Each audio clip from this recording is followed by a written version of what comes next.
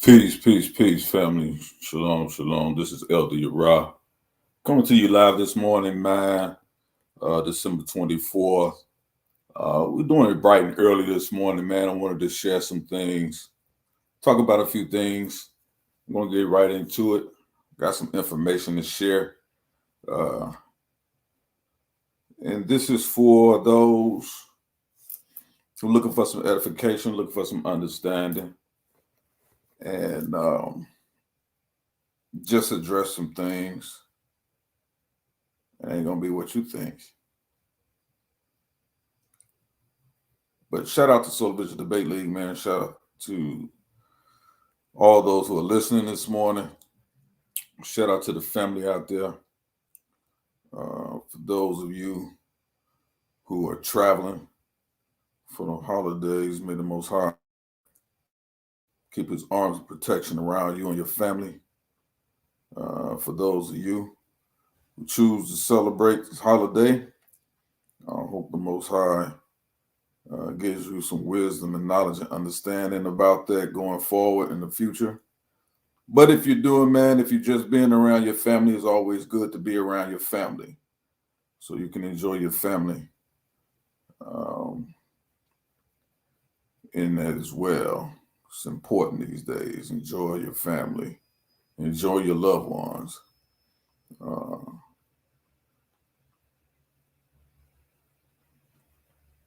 Give people their flowers while they're living.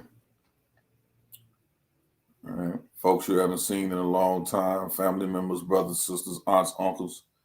A lot of you ain't speaking to them and spoken to them in a while, and sometimes it's usually over something real petty.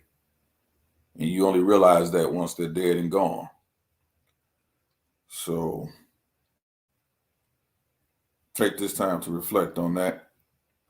Not necessarily what the rest of the world is celebrating these next couple of days for, next couple of hours for.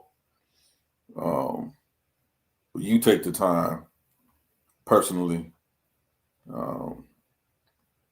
if you can. Some of you are going to be off work, getting off work early.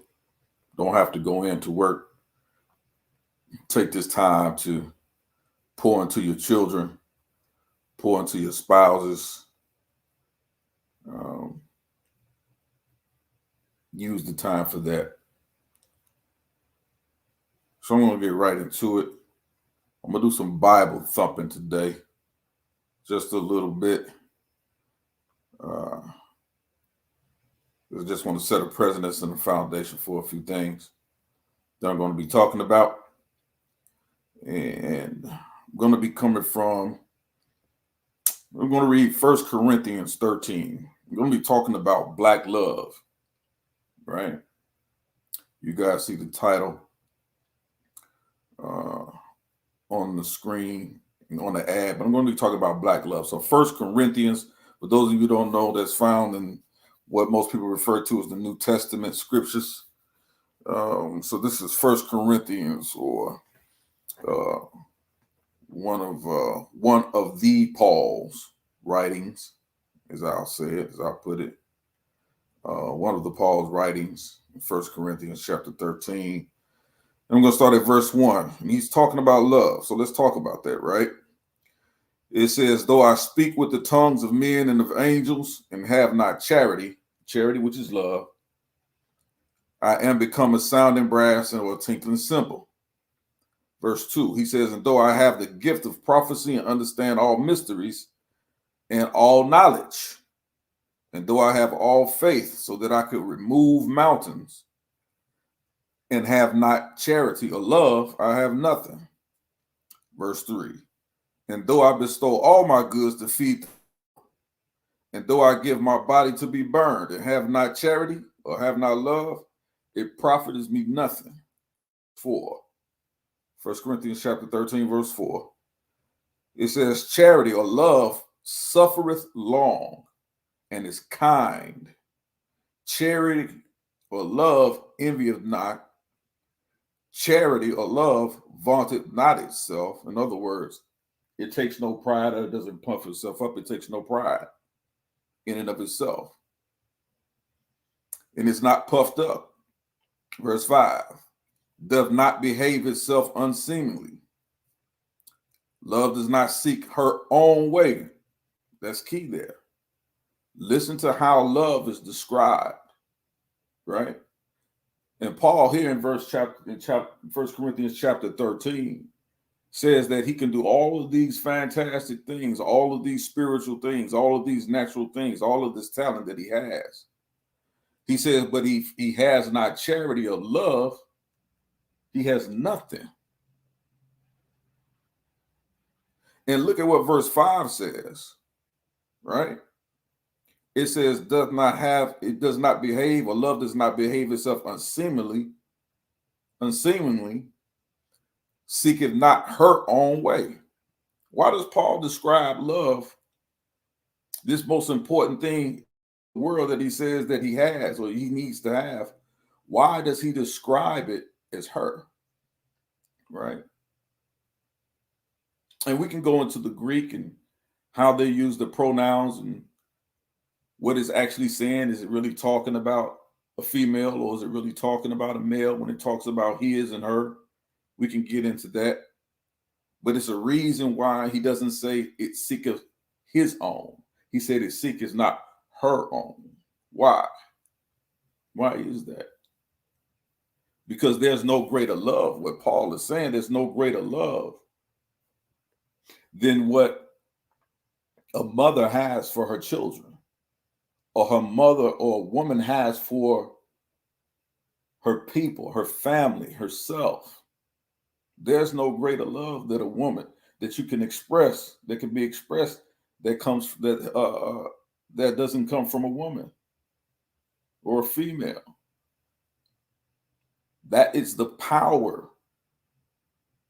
That's the power of the feminine. It's charity, it's love. And this is what Paul wants us to understand, that it's nurturing. Nurturing is not a weakness,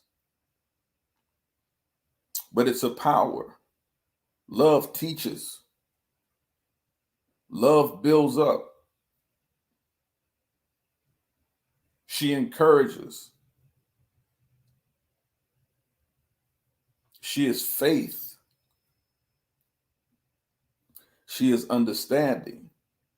She is a gift. And we can go into the scriptures, and I'm going to mess with some folks this morning, because the scripture teaches us that what? God is love, or God is charity, right? And here, 1 Corinthians 13, Paul describes love in the feminine.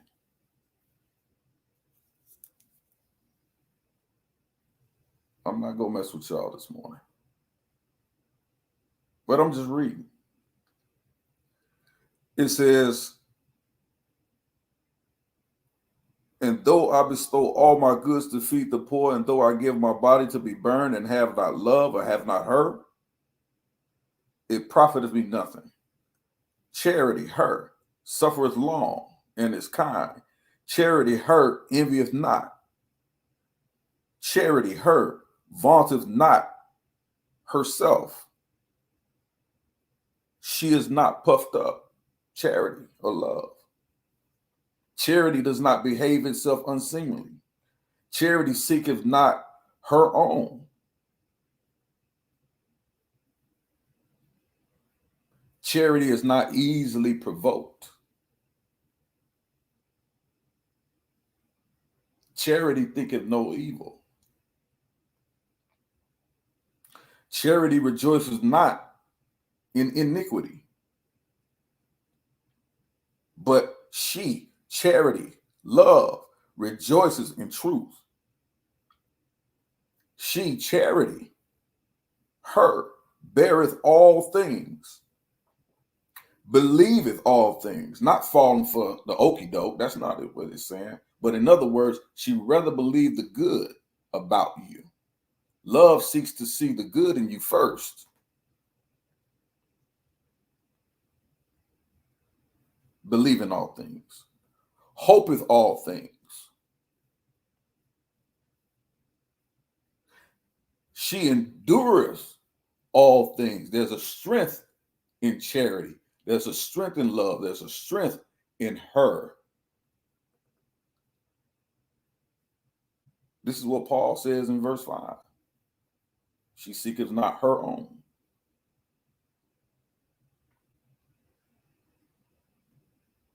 It says she, or charity, or her, never faileth.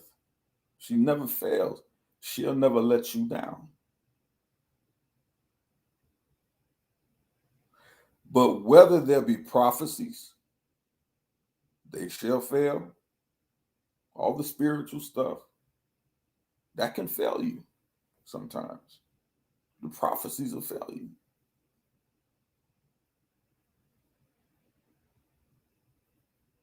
Whether there be tongues, they shall cease. There'll be a time all of this spiritual stuff and Bible stuff, it'll cease. Don't worry. Some of y'all, don't worry, it'll cease. Whether there be knowledge, knowledge is lost and gained all the time in this world.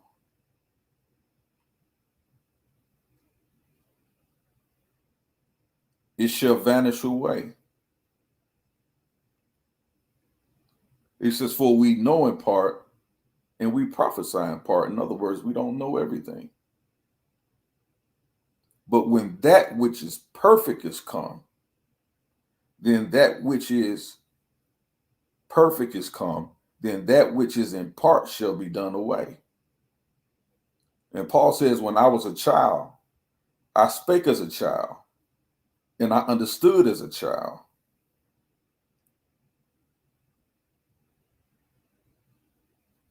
I thought as a child. But when I became a man, I put away childish things. For now we see through a glass darkly, but then face to face. That's a mirror. See, that comes from Paul, talking to the man in the mirror.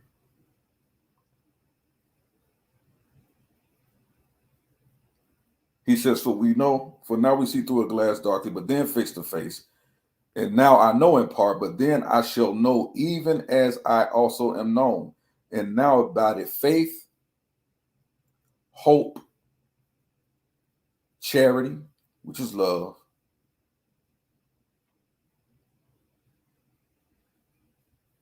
which Paul refers to as her, or charity. Faith, hope, and love. He said these three things is what he's left with. Just his faith, his hope, and love. He said, but of those three things, the greatest of those three things, out of the faith and hope and love, the greatest of those things is her, is love, is charity. That's the greatest thing. That's the greatest gift that you can give.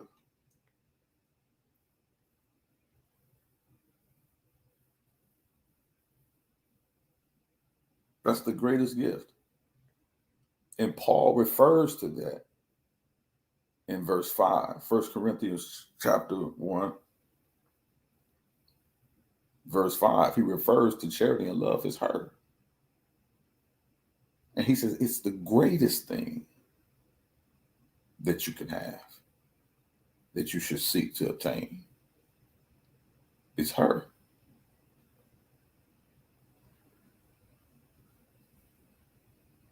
So I have to talk about a lot of what we've been hearing is anti-black love. And is it anti-blackness? Right? And so I'm going to get into this, and I'm going to do it how I do it. Y'all know I do it. A lot of y'all don't like it. Some of you do like it, but we're going to get into it. You know, we'll talk about it later. I'm just going to go through some information. And we're going to talk about some things. If it's for you, it's for you. If it's not, it's not. but we're going to deal with it. Let me share my screen.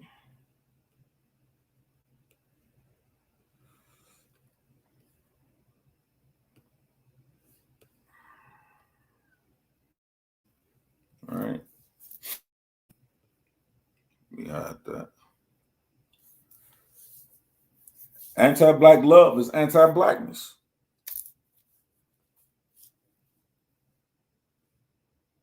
And according to the scripture, anti-black her or anti-black charity is anti-blackness. So even for the brothers out there, you can't be talking about what you hate about the sisters and what you hate about that, because the Bible just tells us, we just read in 1 Corinthians, that charity and love is equated to the feminine. It's equated to a woman. It's equated to all the qualities and all the strengths that she has. So we can't fight against that.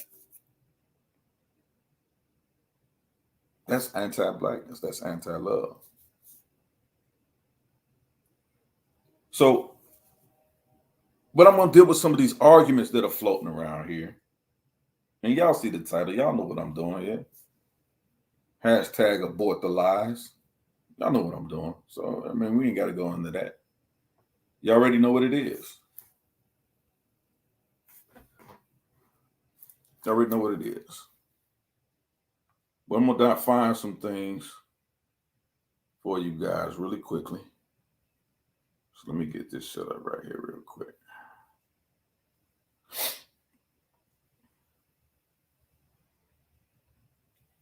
Set this up real quickly. Hold on 1 second. Make sure I got everything in order.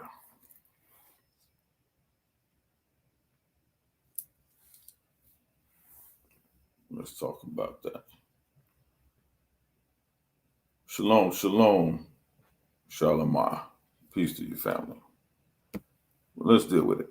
Anti-blackness. How are we defining anti-blackness? Behaviors, attitudes, and practices of people and institutions that work to dehumanize black people in order to maintain white supremacy. That's the definition that we're going to be using for anti-blackness, right? And that's from Elmhurst College, Amherst University, Campus Life, Multicultural Resource Center, right? We're dealing with that. Next slide here. Well, actually, this is the link here, race and ethnicity, terms and definitions. So you can see where we're pulling this definition from anti-blackness from, right? Again, so behaviors, attitudes, practices of people, institutions that work to dehumanize black people in order to maintain white supremacy. Anti-blackness can also be internalized and might show up in black people. And that's why we really need to deal with this. Because sometimes we think anti-blackness can only be done or only be exhibited by white folks or folks that are non-black. But that's absolutely not the case. Anti-blackness can also be internalized. And from a lot of rhetoric that I hear and been hearing for the past few months or so, a lot of y'all suffer from anti-blackness. You exhibit a lot of these traits of anti-blackness.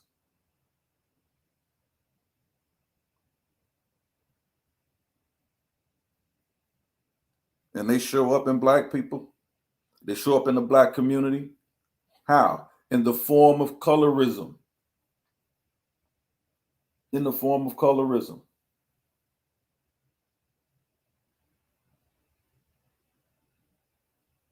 This push for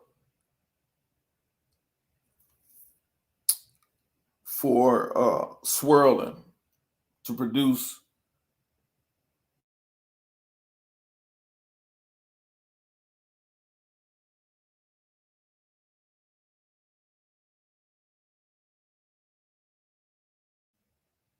that's an internalization of anti-blackness that you exhibit, an elevation of white culture, blackness. This is how it's exhibited when it's internalized by black folks that you hear on the internet slipping and sliding around. Your anti-blackness is internalized and it's exhibited through colorism and the elevation of white culture above black culture and of black people and of black communities. It says, or attempts to separate oneself from black cultural norms. Some of y'all don't even want to be identified with your own people. That's a form of anti-blackness. And make no mistake about it, that's what you're teaching. It's what you're preaching every single day. To pay to keep your lights on. You're teaching anti-blackness. You've internalized the sickness because that's really what it is. It's a sickness. And so you've been infected. And your job is day in and day out is to infect others with your anti-blackness sickness. You elevate white culture over black culture. You're pushing for biracial mixing of the culture so that you can erase the black community. You can erase black culture. So you advocate for biracial and interracial relationships. You have a sickness.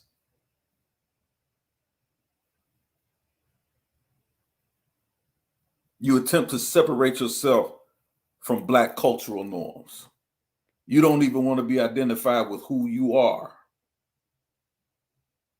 You hate yourself on the outside.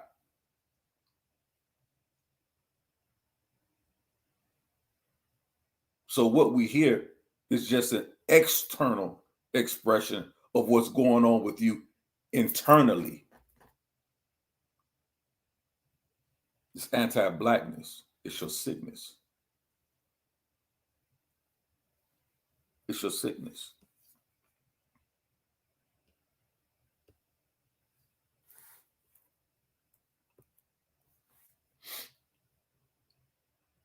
Again, anti-blackness can also be internalized and might show up in black people or black communities. Negrophobia, which is also anti-blackness, is characterized by fear, hatred, or extreme aversion to black people and black culture worldwide. You're pushing for interracial relationships not because of love, but because you want to erase the black culture.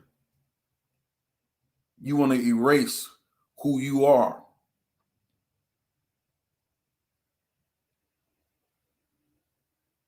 You want the world to look like something that you're not.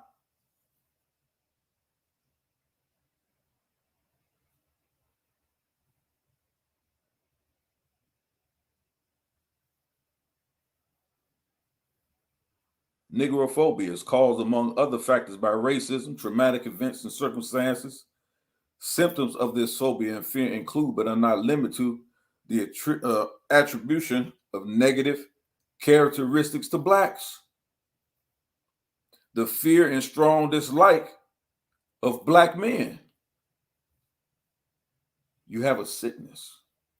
Any type of phobia is a sickness. It's a mental health issue. Anything that can be described or labeled as a phobia is a mental health issue.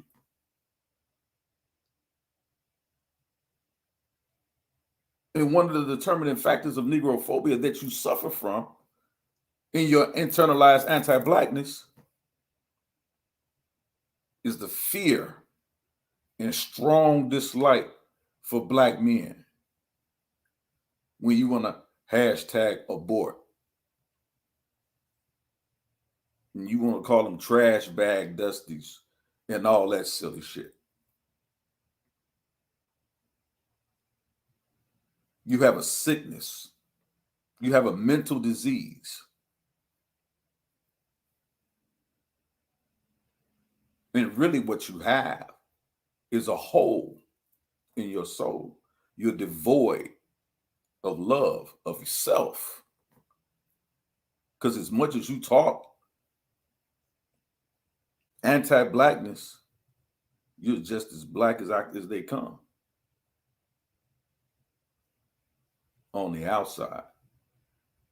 So it makes me wonder, what do you see when you look in the mirror every day? Do you see what you can be, or do you see what you don't want to be? Do you see what you love, or do you see what you hate?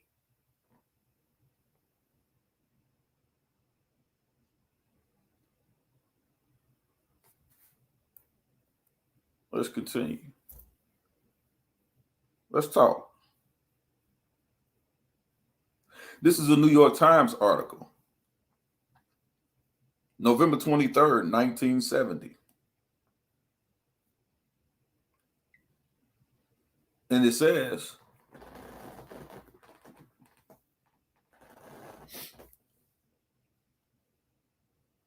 that numbers of Black women say they will not date white men. And this is just in 1970, right?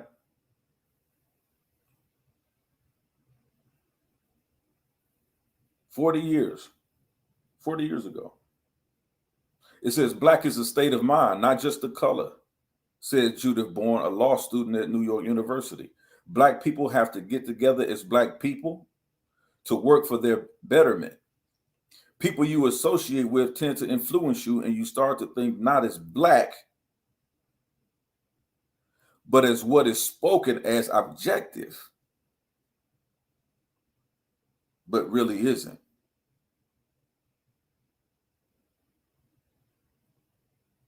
And so they said numbers of Black women that they've polled and they talked to, just 1970, vehemently expressed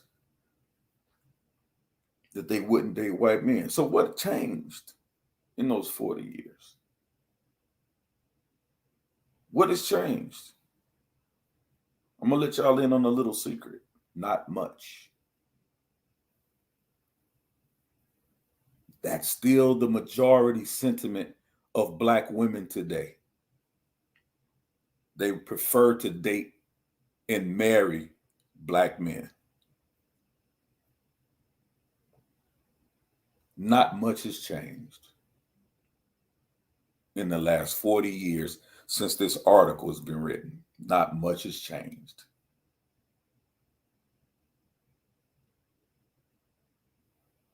So a lot of this stuff that we hear, this push for anti-Blackness, this sickness, this infection that's being spread around,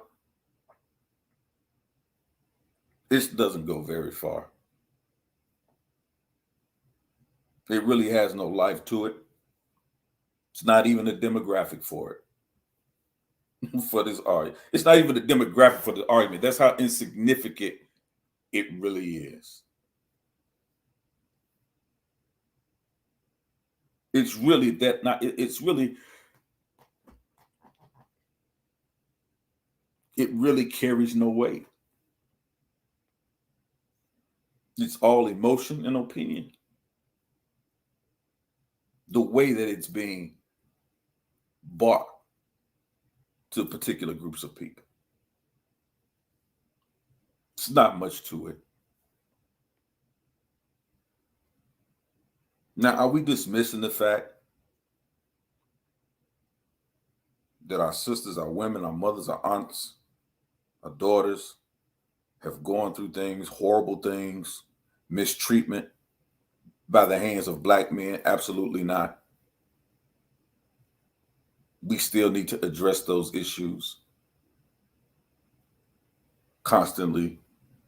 We still have to fight for our sisters, our mothers, our daughters, our aunts to receive just rights, equal rights, human rights, to be treated with respect. Those things we still must have and still must push for. But I'm going to give you some wisdom and some advice.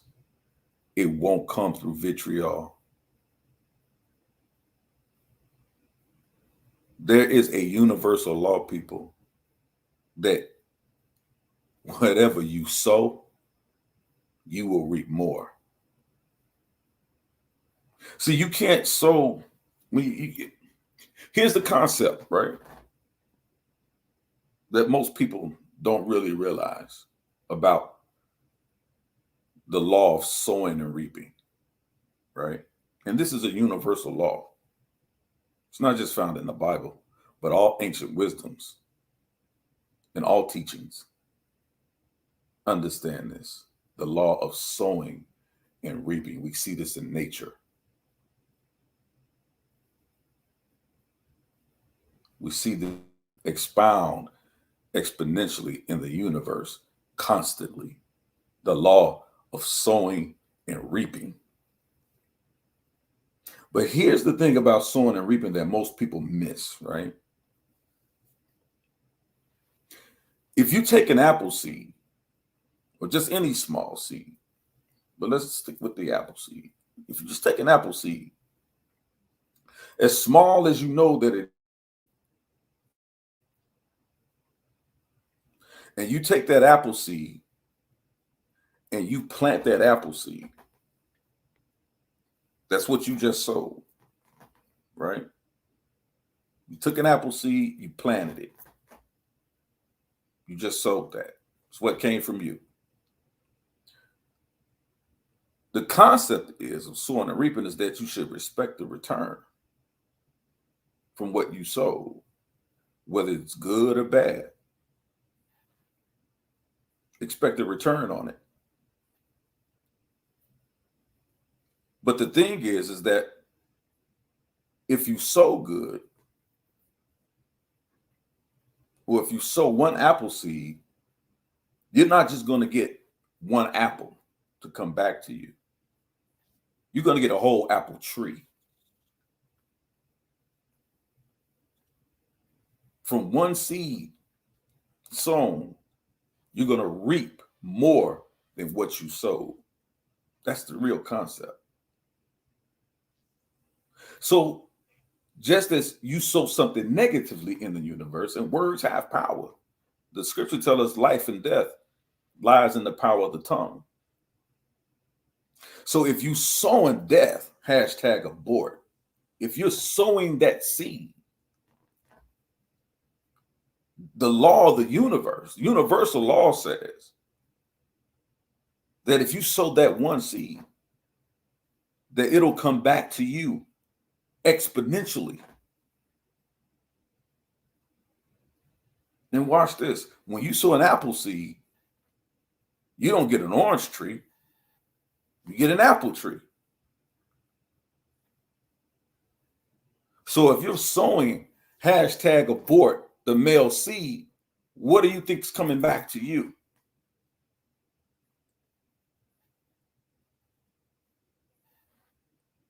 If I had little sons, and actually I do, but if I were you, some of you saying that, and you have little sons and brothers and nephews,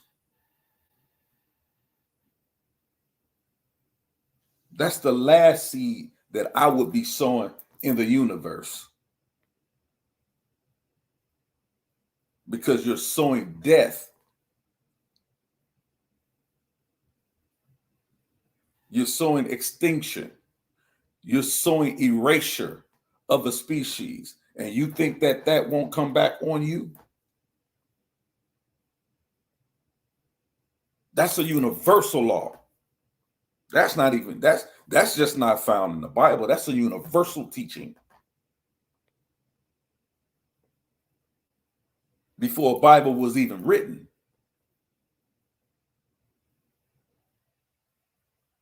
or texts or scrolls or manuscripts were compiled. That's a universal law.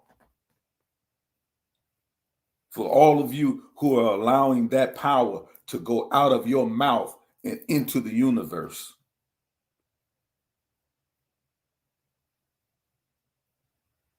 When you speak in death by the masses,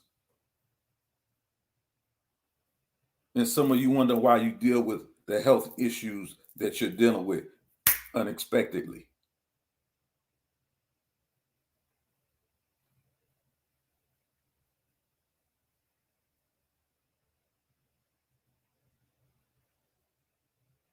If you don't believe me, just watch. And sometimes the unfortunate thing, it may not come back on you when you sow that seed. It may come back on your sister's child or your brother's child, because that's the seeds that you're sowing.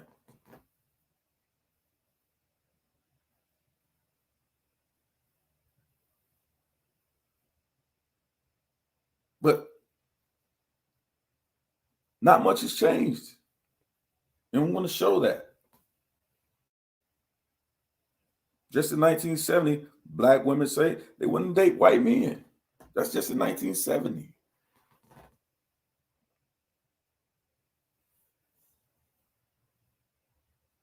But not much of that has changed. Black women still love black men and vice versa.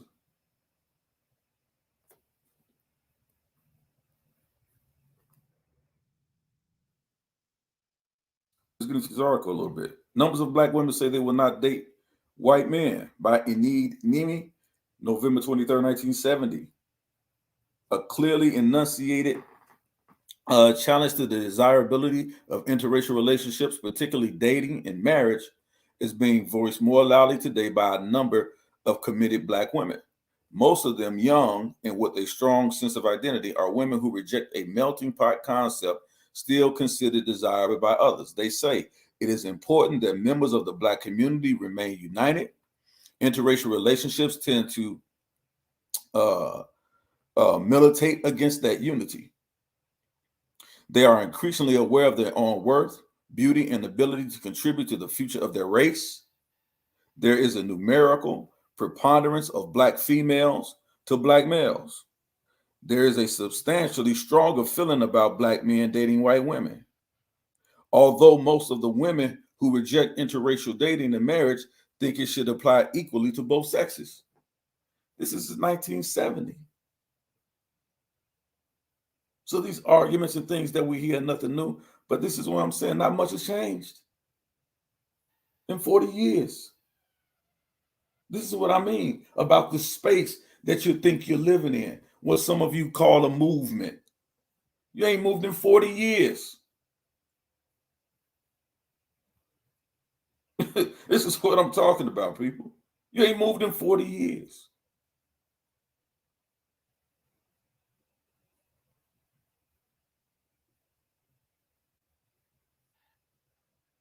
No progress. You know why? Because black love is still strong. Black love still continues.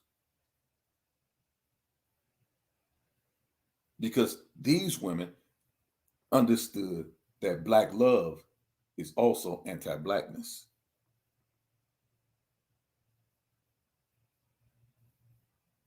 Anti-black love is also anti-blackness.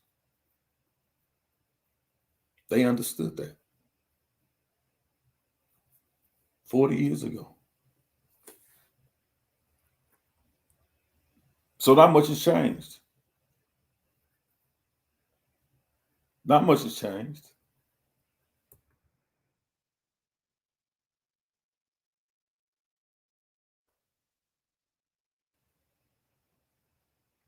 But so since 1940 and now,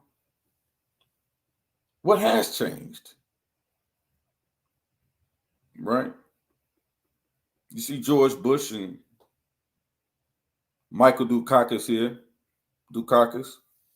They were running for president. Presidential elections was going on at that time. And here you see in the middle picture here, you see Willie Horton, right? You see Willie Horton here. Um, and we'll get into who Willie Horton is a little bit later. But what changed, right? When we're talking about what we see some women talk about today versus what we've seen that stood in 1970 when they said they prefer to marry black men or they wouldn't date white men at all, but prefer to marry or date black men. What are some of the things that have changed some of that narrative, that very small narrative? That's still a minority argument that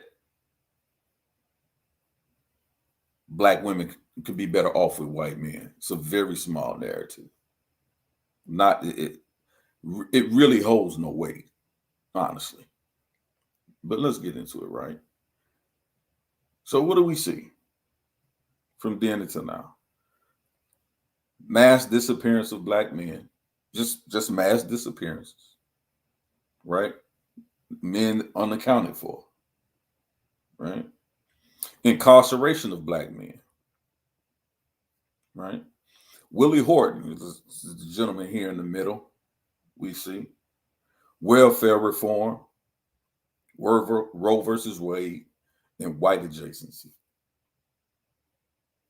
These are some of the factors and things that we've seen building up to where we get some of these ideas of black men, right? So let's talk about some of these things. Let's talk about white adjacency. I mentioned this the other day on the panel. I know a lot of people did not really understand what I was speaking about, but I'm going to get into it a little bit, right? White adjacency. One phenomenon that is rarely discussed is the idea of white adjacency. While the term hasn't been fully defined in a lot of detail, it can be thought of as the benefits received by a person of color because of their proximity to whiteness. I had a discussion with a guy the other day on his panel, and this is exactly what he espoused. That somehow poor black folks would be better off getting next to white folks and kissing their ass.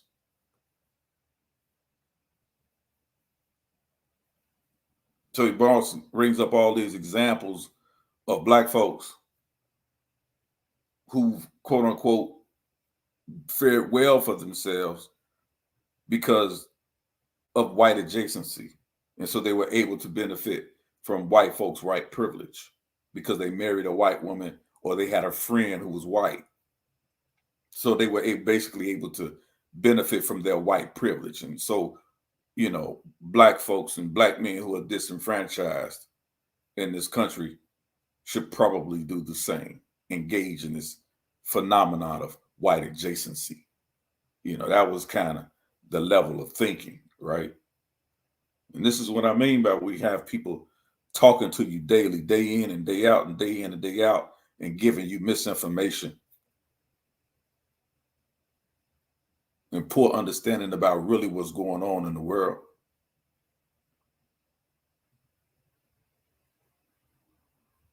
So it says,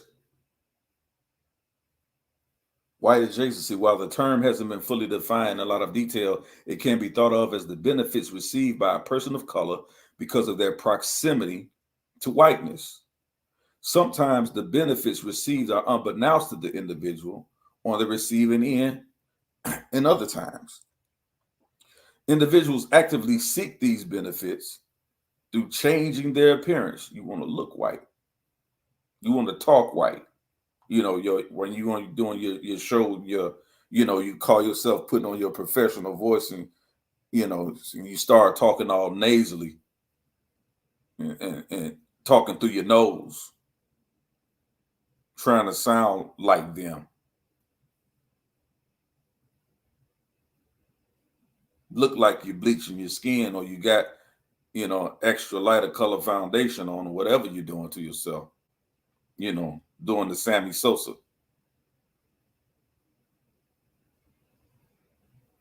Because that's what you're looking like, Sammy Sosa. You want to change your appearance. You want to look white because you've internalized, you have this internal sickness of anti-blackness or negrophobia that you suffer from.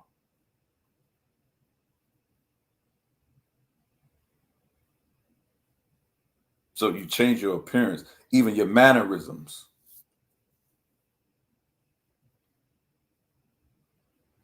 You want to identify as white. Your behavior, where you go to eat, what you won't eat. Your behaviors. And even the way that they speak. All on YouTube talking like you got 2 straws stuffed up your nose. The perceived benefits of white proximity can be a driving force that prompts people of color to adopt anti-black views and behaviors. That's exactly what we hear. Hashtag abort, get you a white man, swirling all that foolishness. But then they turn around, just like we was reading in the previous article that I read, you want to promote interracial relationships to produce biracial children so that you can erase or promote the erasure of the black culture. You hate yourself that much. What do you see when you look in the mirror? You definitely don't see black. You definitely don't see black. And if you look in the mirror, black man and black woman, and you don't see yourself as a black person, how can you have anti-black? How can you have black love? You exhibit anti-blackness. It's a sickness, it's a disease, and you need help. You need help. Read this Forbes magazine article from July 19, 2020. How communities of color perpetuate anti-blackness. Everybody needs to really read this article and then expose a lot of this foolishness that you see. And this is in Forbes magazine, the money-making magazine.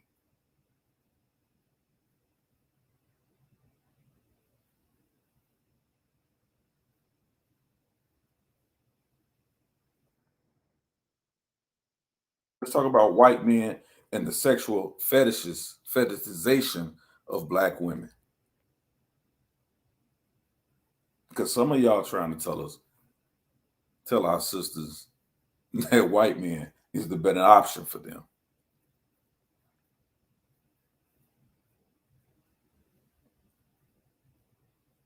That's a preponderance of ignorance. Anti-blackness and colorism.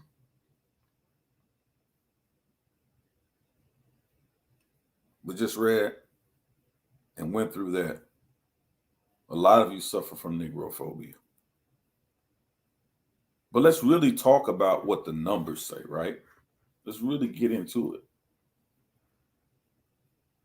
Why black women are less desirable among all races. And this is, look, people, say what you want to say, do what you want to do with it, but this is not my information. This is what I'm telling you, why people are not being honest with you and not being truthful with you. Because they'll tell you to divest, and what they're telling you to invest in, I'm telling you that the numbers and what we know for a fact is a pipe dream. It's a pipe dream. It ain't enough white men, sisters, to go around. It just ain't. So as much as they're telling you to divest or step away from the black man, they want you to involve yourself in that sickness. What do you invest in now?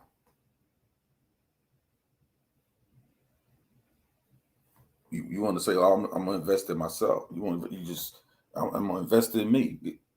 Go right ahead. You should be able to do that in any relationship. But if you're investing from black men, who are you investing to? There ain't enough white men to go around. And we're gonna get into that later.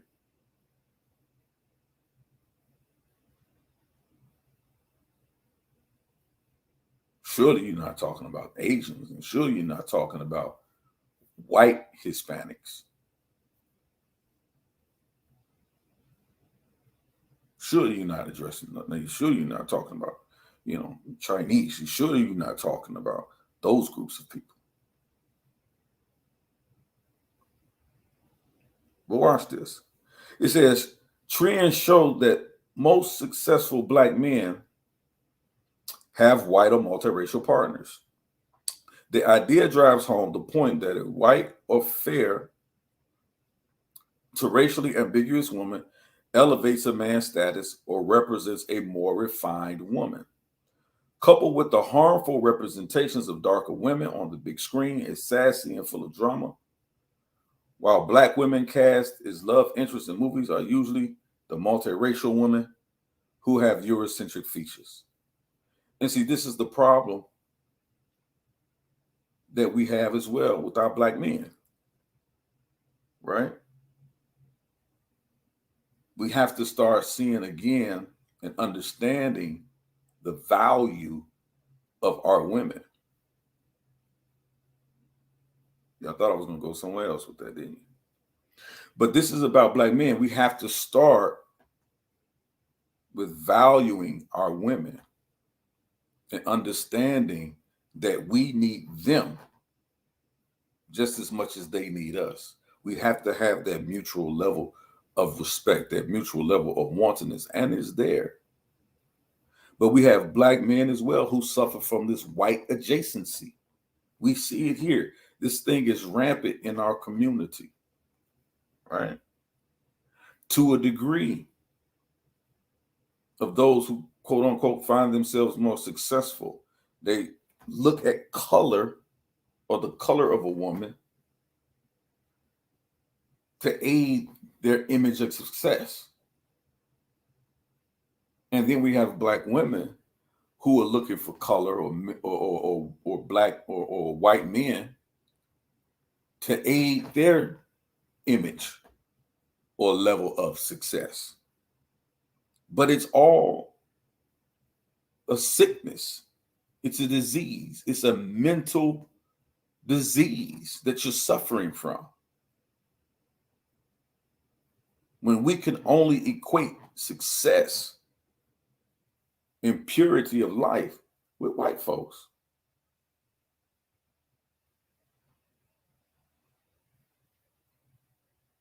And in this very article, you see the link down at the bottom. It talks about how the data also shows that 53% of light-skinned women get married, as opposed to 23% of darker-skinned women within the black community. There's a sickness among us, people. There's a sickness among us.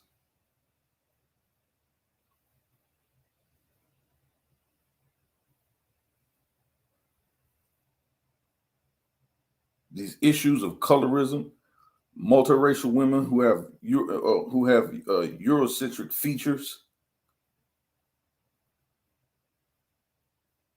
The media projects that to us as though that's the standard of beauty for our women.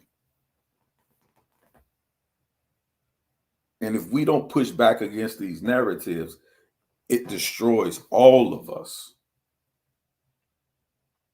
It destroys our communities. It destroys our children. And why I say our children, because they're the ones who are carrying out our future.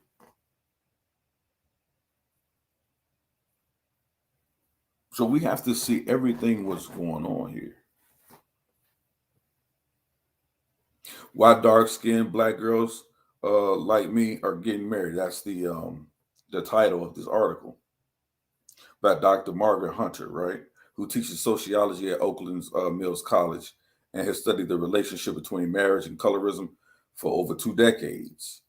Hunter sums it up like this: Black women in general marry less than other races, but darker skinned Black women marry men of lower social status than the lightest skinned Black women.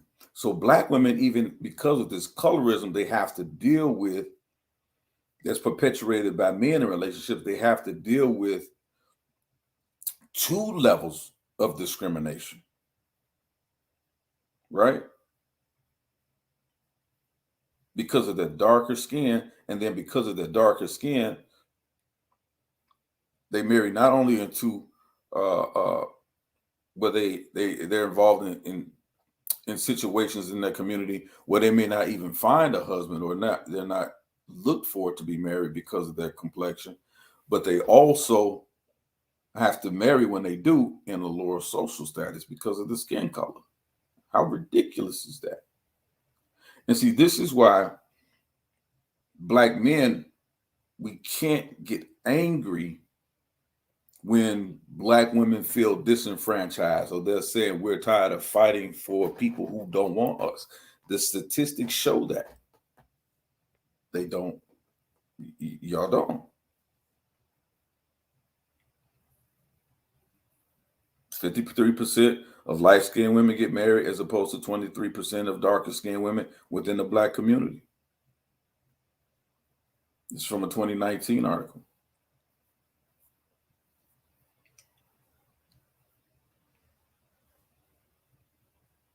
So this sickness of colorism has to be removed from our communities. That's also a form that we've internalized in anti-Blackness. Of anti-Blackness, we've internalized that. And then we weaponize it and use it towards our own people, towards the women in our community. Black men, this is what we're doing.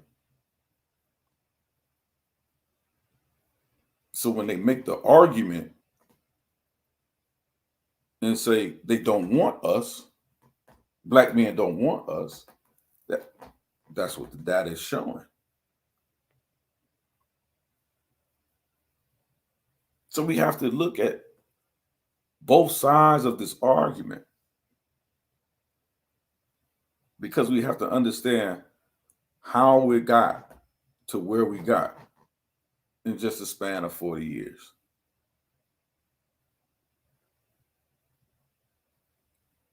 We have to look at all of these things. Family economic geographic characteristics of Black families with children, right? Krishana M. Lloyd, Martha Hammond, Juliana Carlson, Deja Logan. This is from March 5th, 2021, right? Talking about family economic and geographic characteristics of Black families with children.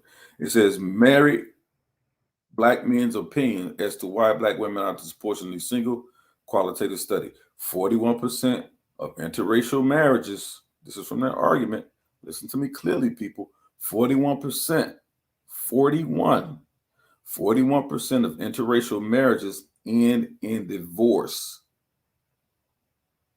compared to 31% of couples who marry within their race. So interracial marriages carry a higher rate of divorce. Why is that? Why is that? Versus those who date within inside your race. So what do we see here? What do we see here? We see that this push for interracial marriages, interracial dates, is not even close to being as successful for those of us who married within inside of our race. 41% of interracial marriages end in divorce, compared to 31% of couples who married within their race. So even if you divest and you find some luck of the draw that you get involved with someone of a different race, say a white man or Asian man or Hispanic man, you're still placed at a higher rate of divorce. You're 41%.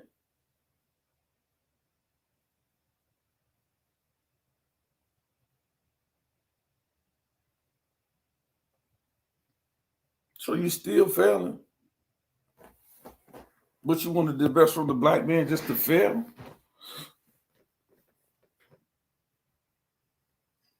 Love the one you with, man. I'm just sharing the numbers. Black men, as to why black women are the qualitative study. Social scientists have found considerable heterogeneity in black women's reasons for remaining single. Among those desiring to marry, scholars have identified barriers related to economic instabilities. Brother, you need to get up off the couch and start playing ColecoVision and go get a job. PS5, Atari, whatever y'all be playing, Call of Duty, get up off the couch and go get a job. Scholars have identified barriers related to economic instabilities, challenges that undermine long-term relationship success, difficulty trusting, current relationship problems, pain from past relationships, inequities in human capital between partners, fears of divorce, and concerns about readiness for marriages, lack of skills and preparedness for marriage. Banks 2011, Bullcroft 1993. These are why married black men's opinions as to why black women are disproportionately single. And a lot of these things are legitimate reasons. These are things you should consider before you enter a relationship with anyone, especially a marriage relationship. And if you haven't been able to resolve these things, then you should absolutely remain single. If you can't resolve these things, or you're having difficulty resolve these things, and you're not seeking professional help, or you are seeking professional help, and you're trying to get past some of these things, until you get to that space, you should absolutely remain single. Absolutely remain single. And that goes for both men and women.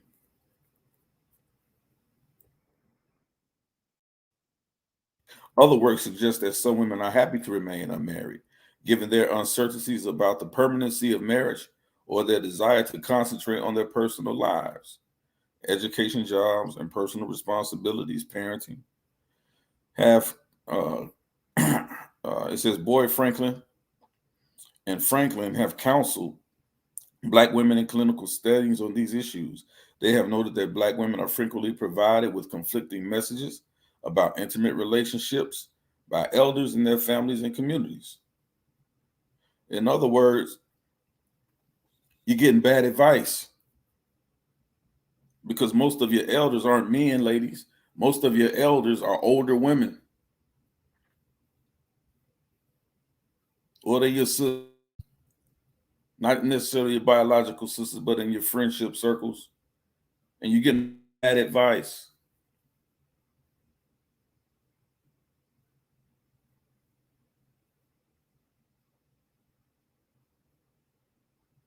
Divestment, it's bad advice.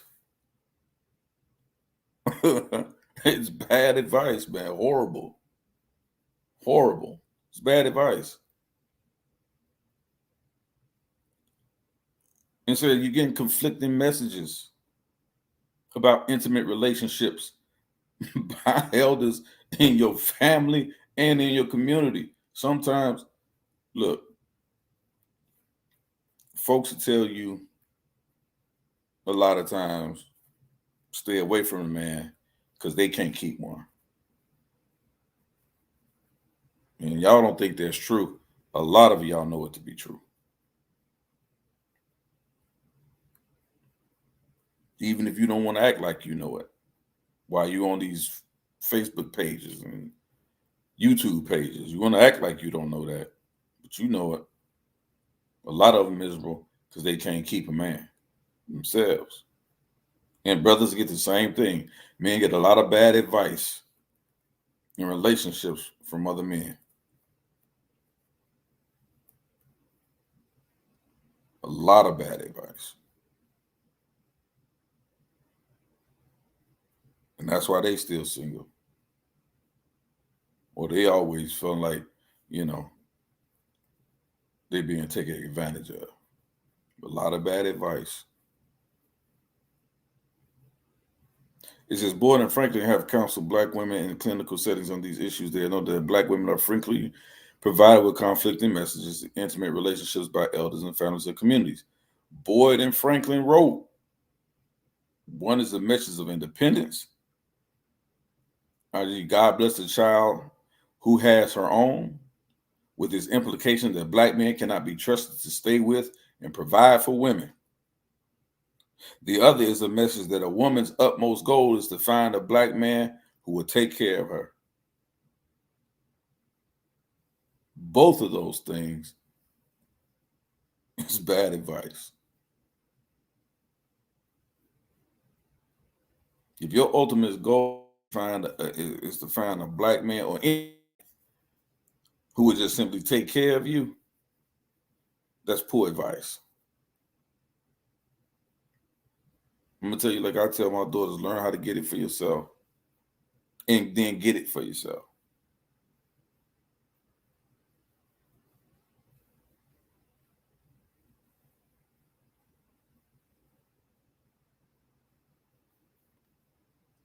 But then we have this whole notion. We have this other argument. Black men can't be trusted. We should get rid of them all. They're valueless. They're worthless. That's poor advice, people. And you're dying over it. You're on YouTube with it every day. This stuff is in your spirit. You hear it so much, it's modifying your behavior. So much so that if you just so happen to come across a good black man, you won't even be able to recognize it or even accept it because you're feeding your spirit with so much vitriol and so much fear.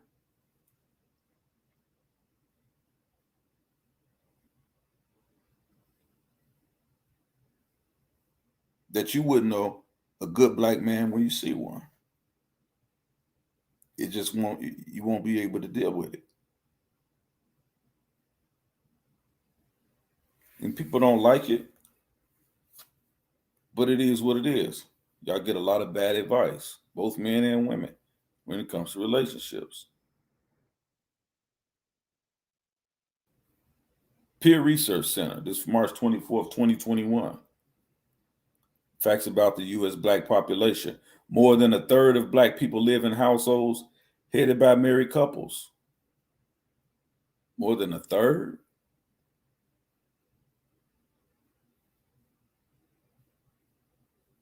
This is just 2019. Then again, Pew Research Review reposted these facts and statements in 2021. 38% of black households are headed by couples. 38%.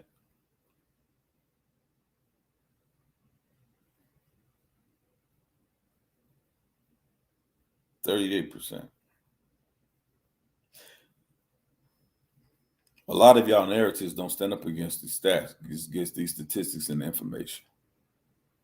A lot of the BS y'all say out here in these streets.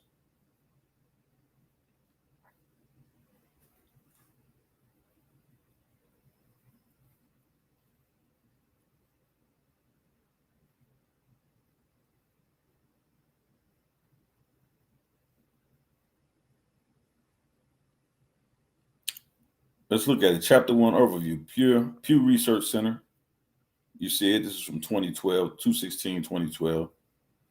It says an analysis conducted a decade ago found that 10 years after they married, interracial couples had a 41% chance of separation or divorce compared with a 31% chance among couples who married within their race, according to a study based on 1995 National Survey of Family Growth, February 16, 2012. Just reiterating, interracial couples, 41% of them end in divorce. So after you fully divested,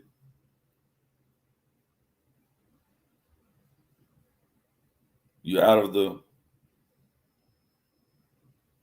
what does it say, skillet into the frying pan. What do?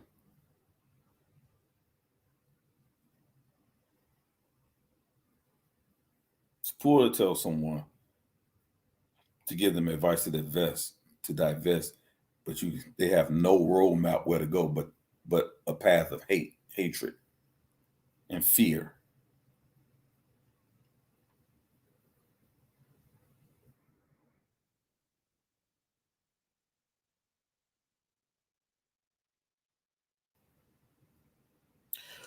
Family economic and geographic characteristics of black families with children. I'm just going through stats, people. Among black women ages 15 to 50, approximately 60% were married or living with an unmarried partner at the time of their first birth, and roughly 40% neither married or living with an unmarried partner. The distinction between single and unmarried but living with a partner or co-parent is important because it indicates that despite declines in formal marriage rates, close to 60% of black fathers, or close to 2.5 million or 4.2 million, live with their children.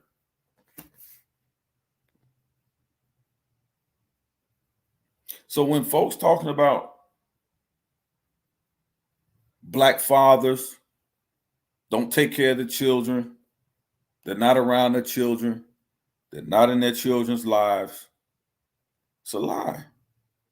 When we're talking about black men, black fathers, and you can't get around that. I don't care how you try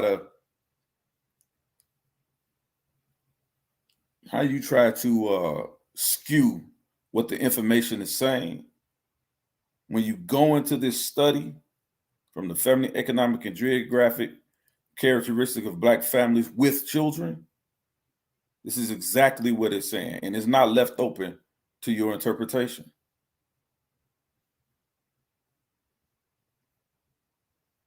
It says 60% of black fathers, close to 2.5 million or 4.2 million, live with their children.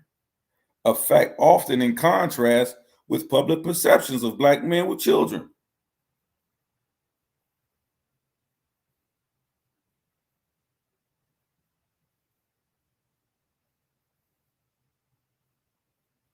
So 60% out of 100, or every 6 out of 10 fathers, let's put it on that scale.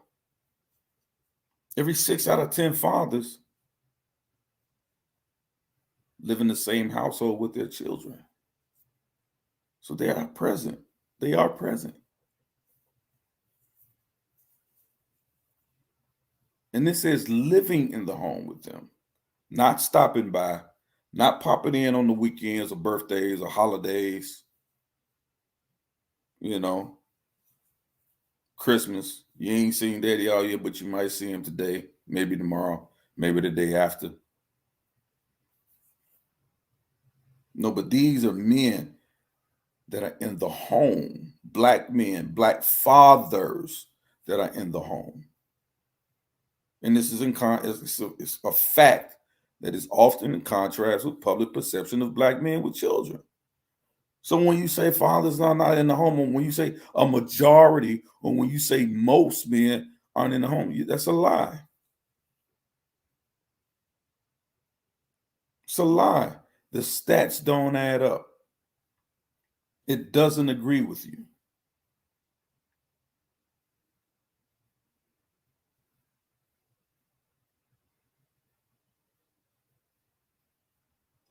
I'm not here to say this stuff to make you feel good. I can care less how you accept it one way or the other. The fact of it is that the information is there. And I'm always baffled by the fact why this isn't the information we hear. We only hear what the black man isn't, or what he isn't doing, or that he's not in the home. So let's quantify these statements now. Here's the title of the argument. Here's the stats. So that for those of you who hear these silly and unlearned and childish arguments, that you go back to this video and you have something to reference.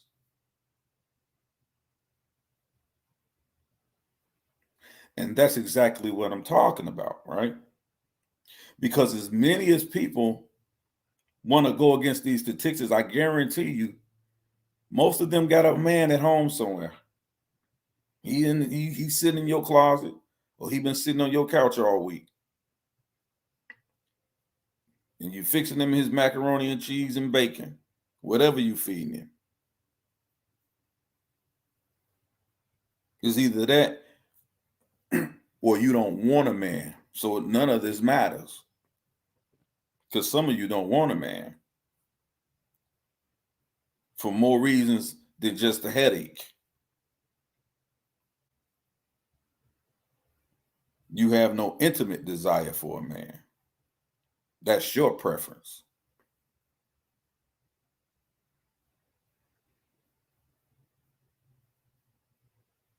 That's your preference. And so again, when we see people, again, like I just said, I was saying earlier, you have people out here who are really not that intelligent. They really have no spiritual sense, but they reading tarot cards. I seen the dumbest, I seen one of the dumbest, ignorant, stupidest things I've ever seen in my life and heard in my life. I literally saw some people that we're familiar with, especially those that's preaching or pushing this hashtag abort foolishness. They want a live video chat asking a tarot card reader if black men gonna ever get right. Asking somebody flipping over tarot cards, is black man gonna ever do right?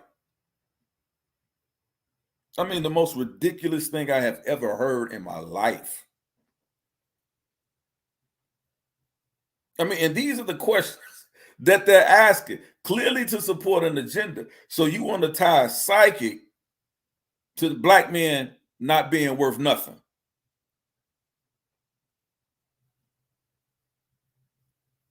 How stupid can people be?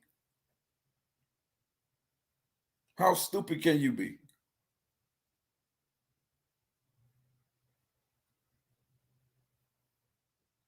And when you keep spewing us, see, your words have power. I said this earlier. Your words have power.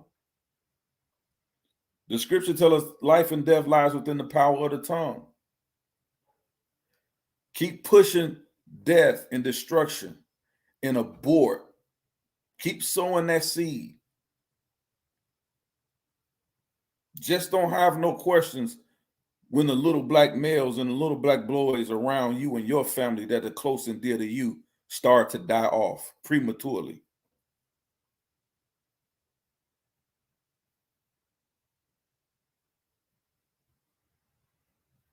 Don't ask the universe why. You should expect it because you sowed that seed in the universe. You put that foolishness out there.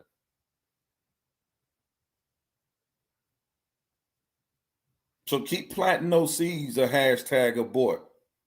You're going to be burying your own sons and your own brothers and your own fathers prematurely.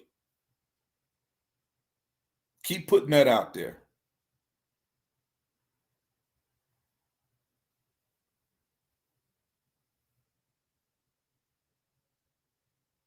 When you sow one apple seed, you don't get an apple back. You get an orchard. You get a tree back full of apples. Keep sowing those seeds. I guarantee you, it's your male seed that's going to die off first.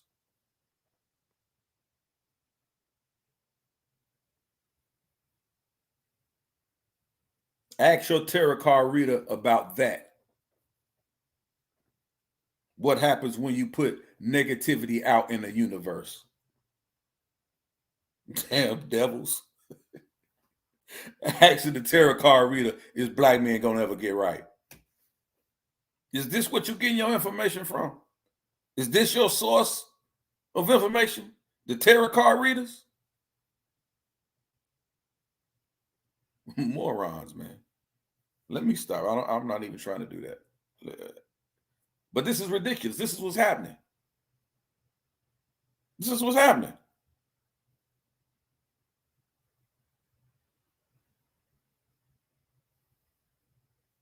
Go and ask the tarot card reader, should we divest? While she's shuffling tarot cards, sitting in the parking lot in behind Walmart somewhere, shuffling cards with you idiots all in the chat, asking the tarot card reader, should we divest from black men? Looking like she ain't took a shower in 4 days.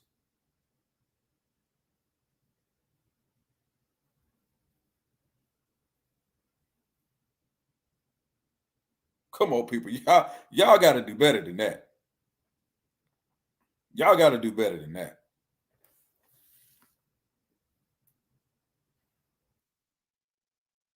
Let's talk about it. Poverty in Black America. And what I'm doing, people, for those who need the information, right? This is where you go find the information against these arguments out here about divesting. Because you got a lot of folks, they're not going to take the time to study themselves. They're not going to do it. They're not going to do it because it's easier for them to find something to hate. It was easier to carry hate than to sit down and examine yourself and study exactly what's going on in your life so that realize the only behavior you can change is yours.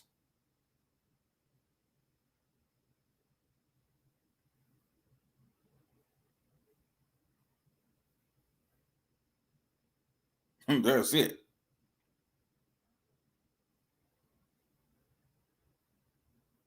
That's it.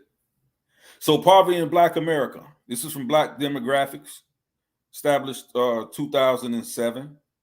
So I'm not giving you antiquated stuff. You know, a lot of these uh, studies happen within a decade or so before they see trends begin to change one way or the other, up or down.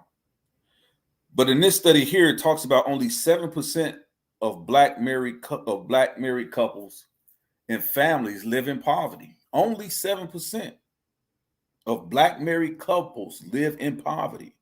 Only 7%. So folks telling you marrying to a black man gonna keep you in the poorhouse, no stats. There's nothing to support that foolishness. They can't even give you a statistic or a stat or a study to prove that. But y'all gobble it up and you make a hashtag about it, and then you think you're saying something intelligent when you're repeating it.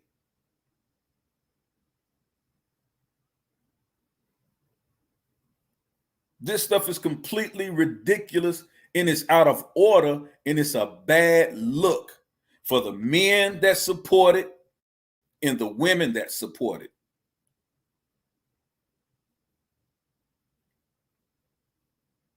You need to sit down and call your intelligence into question if you take that much information from someone and don't go and vet it for yourself, simply to see if they're telling you the truth. I don't take anybody's word on face value. I don't take anybody's word on face value. I read a lot. I study a lot. And before I bring something to somebody or before I share something, studied it thoroughly.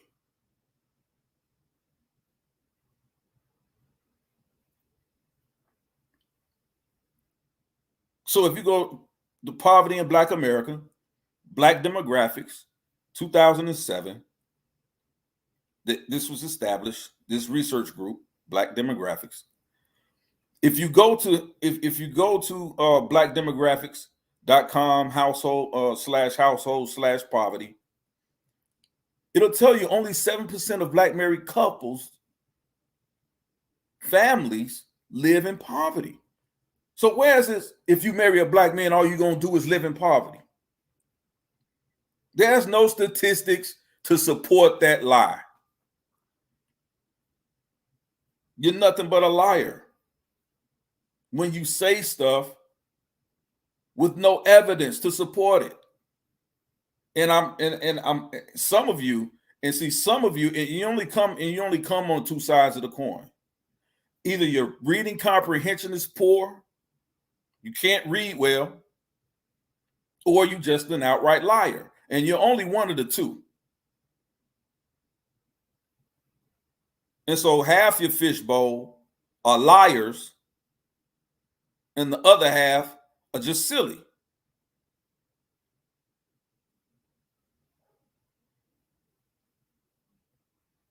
The rest of the set says when you only have 7% of married couples or Black married couples living in poverty, which is considerably lower. Watch this, people.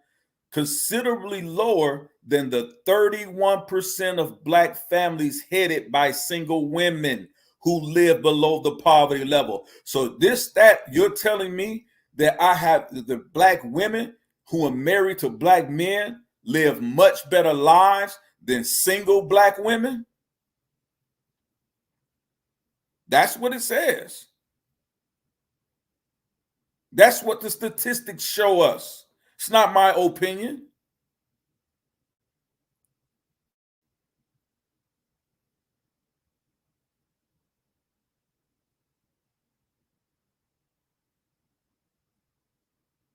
That's exactly what I'm saying.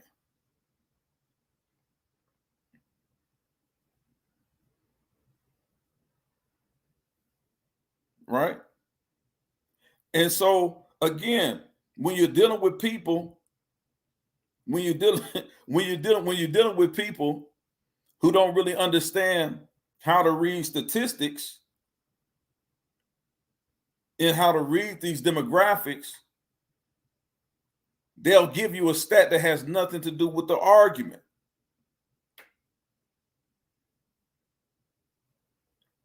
And again, I guarantee you, they cannot show you a statistic that says Black married couples or Black women that are married to Black men fare poor or fare less than single Black women. They won't tell you that because it is not true. It's not true. And you know why it's not true? Because usually you have two incomes versus one income. So when you have people who think that they know how to read stats, you don't know how to read the stats. You just don't.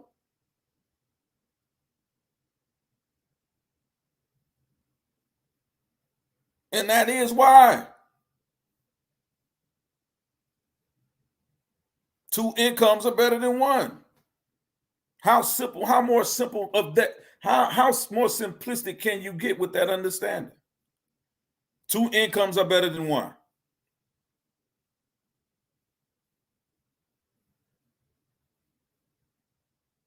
Now show me the statistic that doesn't say that.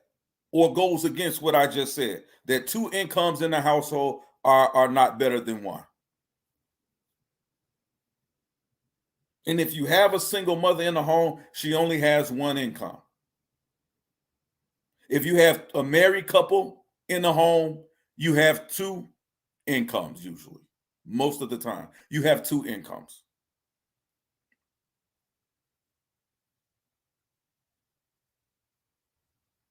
Right? And so then watch this. And then you have people who talk about, because I just read this in the chat because I'm gonna address it, because this is where they get stupid with the information, right? They say, well, black men are the most unemployed, right?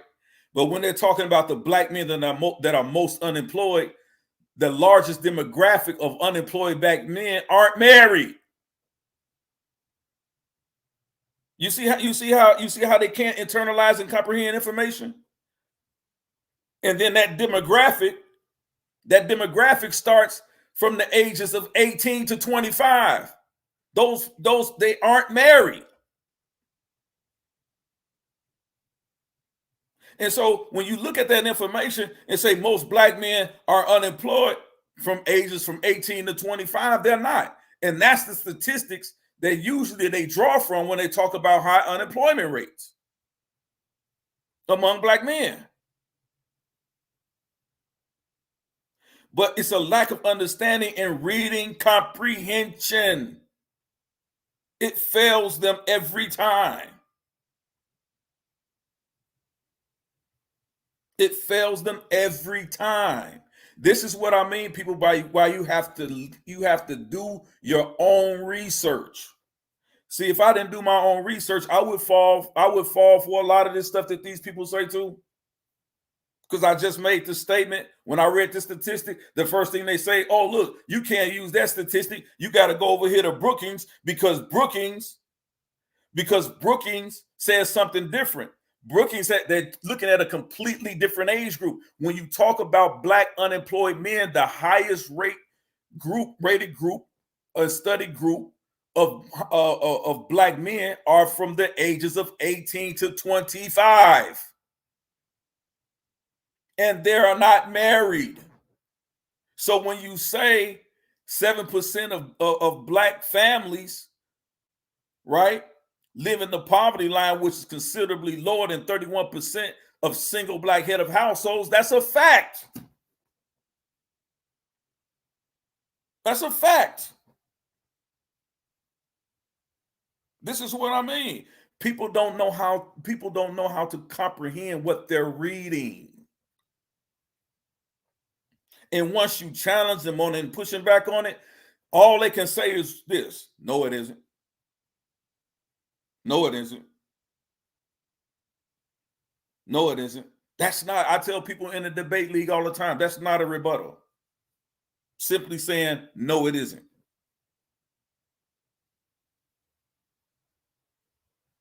Show me the statistic that says otherwise. Reading comprehension is important. And for those who I know that you can comprehend what you're reading, like I said before, it's only two sides to this coin in these arguments. Either you have poor reading comprehension or you're looking at the numbers and you intentionally lie about what you've read. And that's it. That's it. You're a liar. And why should we believe anything a liar says? And I'm telling you, fact check me.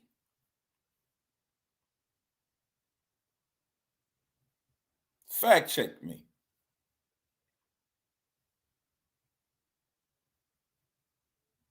And then you have people who keep saying this, talking about black people. Most black people live in poverty. Most black people do not live in poverty in this country. Most black people do not.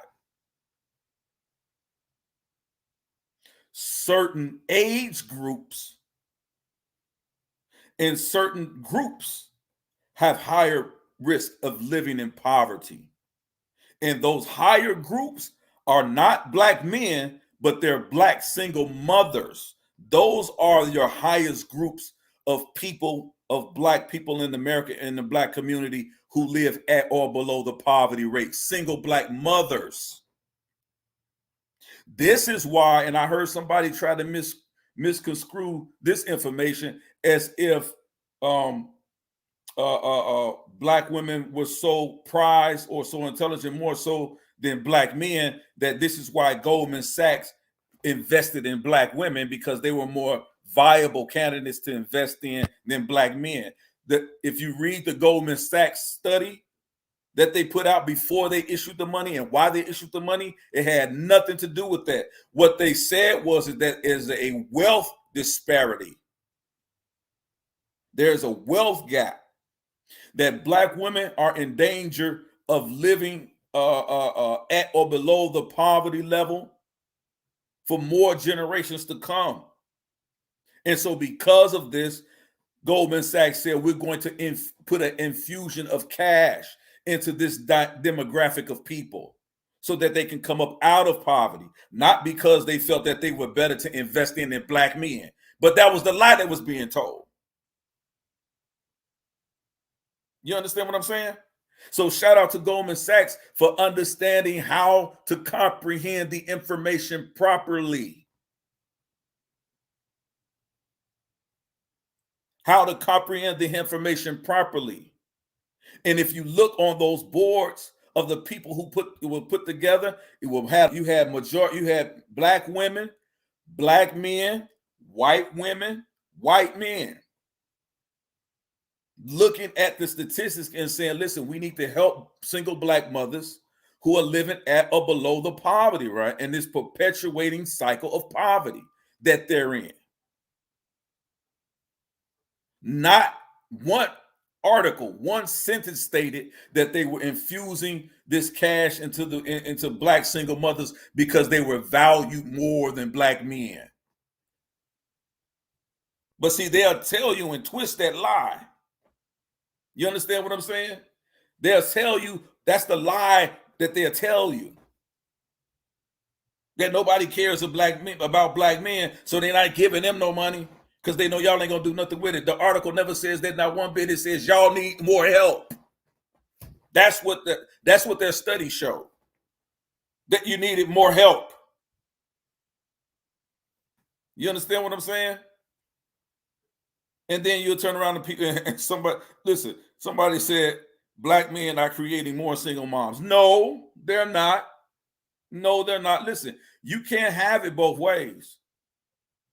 Either you're going to stop having babies with black men that you feel or know that's not going to be around or don't have any intentions of taking care of you and your child. Either you're going to stop doing that, especially with men that you're not married to. Either you're going to stop doing that, or you're going to have to stop blaming black men for what you know that they're already going to do. That makes you complicit in your own state of poverty.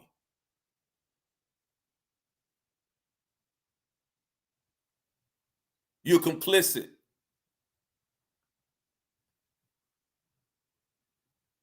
So instead of you taking responsibility, you say, well, I just have sex anyway, and if I just so happen to get pregnant, then I'll just abort it because I don't want to deal with no more black men anyway. Like, come on, man. Like, how ludicrous is this? This argument is horrible, man. It's not even intelligent. It's not even an intelligent argument to make. And I'm going to tell y'all another thing about this whole hashtag abort thing while I'm on it. In 2015, there was a CNN article written,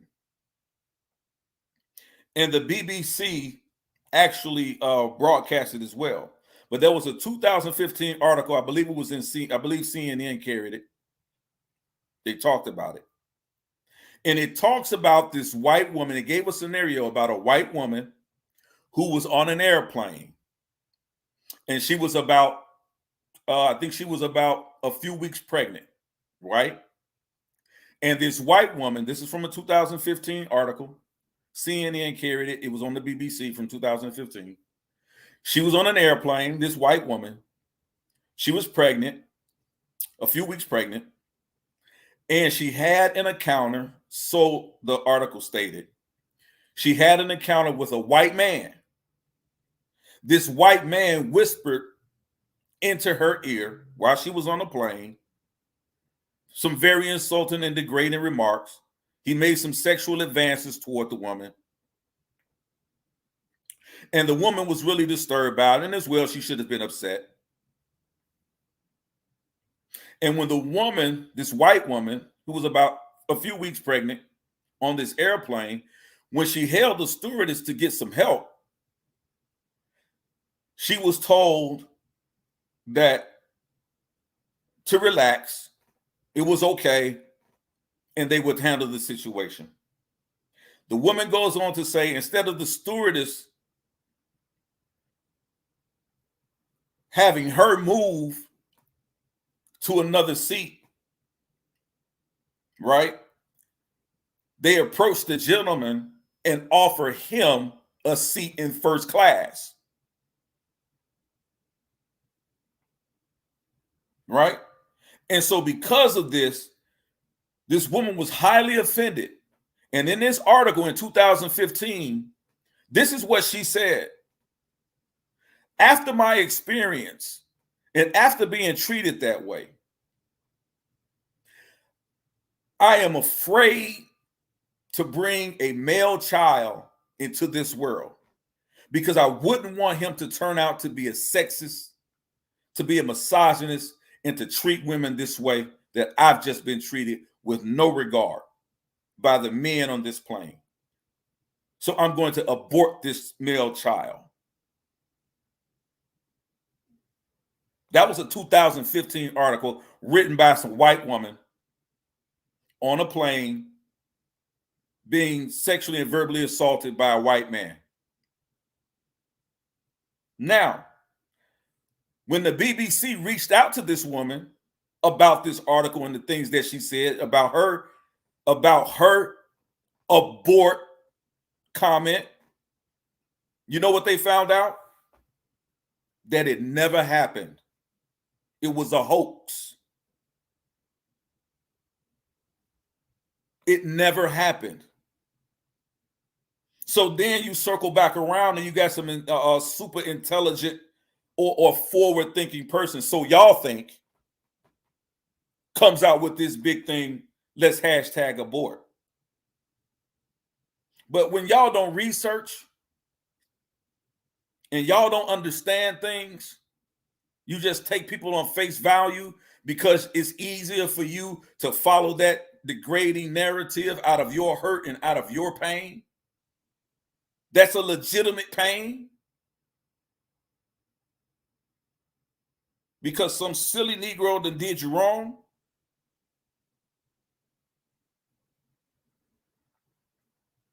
Y'all just take it and run with it. You know why? Because it's soothing. It's soothing. But go check out the 2015 article in the BBC about the hoax, about the lady being accosted on the plane. And then she comes out with this whole, I'm going to abort this male seed because I don't want to bring a male seed into this world that'll treat women that way. Sounds mighty funny to me. Sounds mighty familiar to some of y'all too. But y'all just ain't forward thinkers that way. And the person that bought it to you ain't a forward thinker. They're just a repeater of white folks' foolishness. And spoon feeding it to y'all. Like they really just told you something.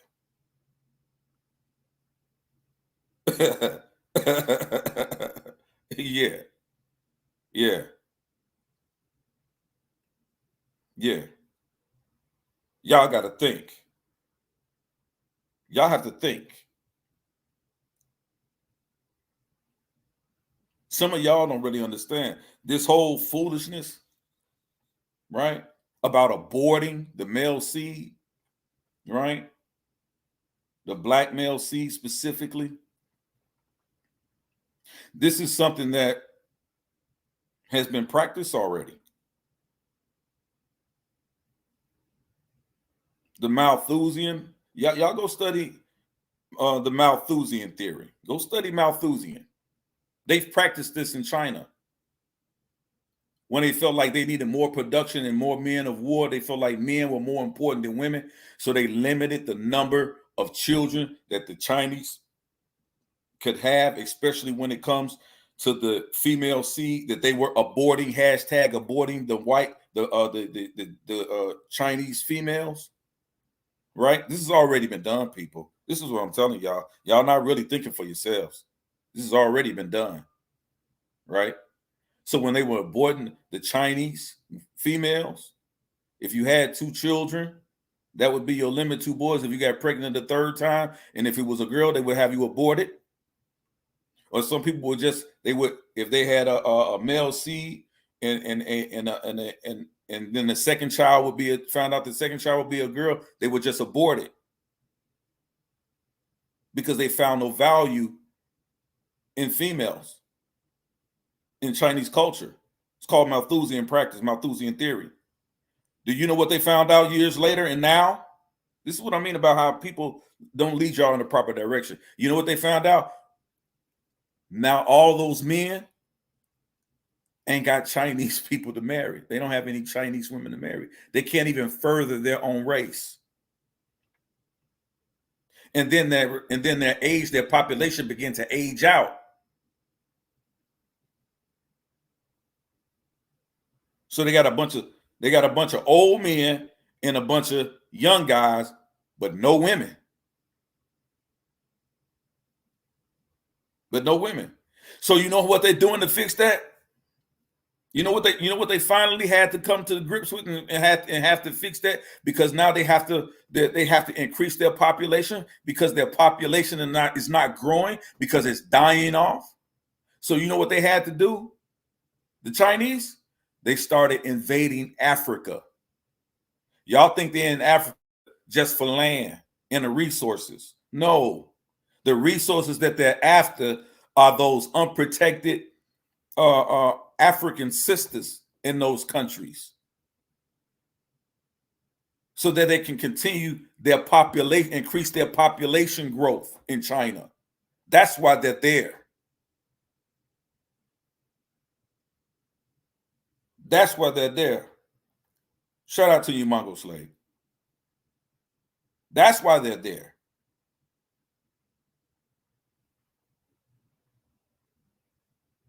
Because their population are dying off because some idiot told them to hashtag abort.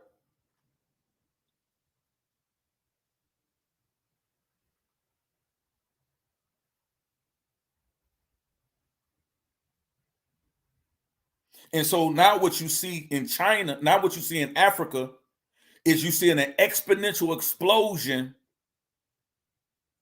of Black or African single mothers who are now having children or biracial children with these Chinese, and they're not fathering these children. They're not fathering these children. Go back and do your study, people.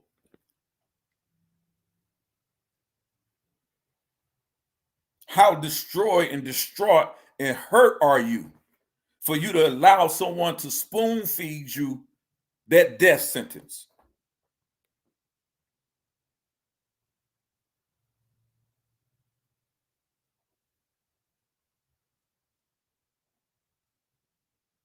But because your pain to you is greater than what you think your future is, you lay down with it.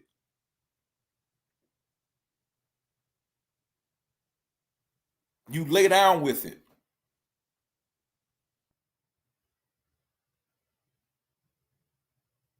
But they want to tell you to divest from Black men to go where? It ain't enough white men to go around. It ain't enough Asians to go around.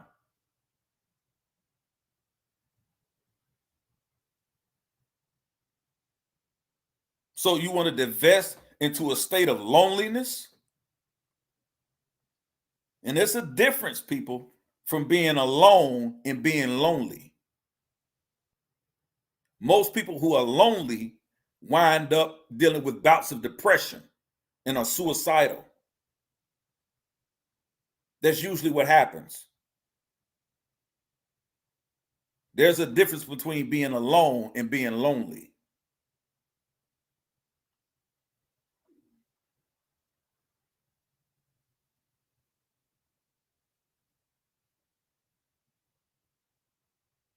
So these are the things that we have to talk about and we have to truly understand.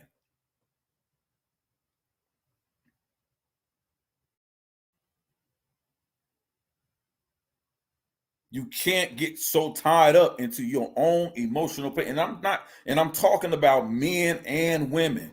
You can't get so tied up into your own emotional pain and hurt that you lose sight of what your purpose is, that you lose sight of who you are, that you have to take on someone else's pain. A lot of y'all wearing these hashtags, them coats wasn't made for y'all. You wearing somebody else's coat. You wearing somebody else's pain. You might as well be put. You might as well go knock on their door and ask them, can you put on and wear their underwear for a day?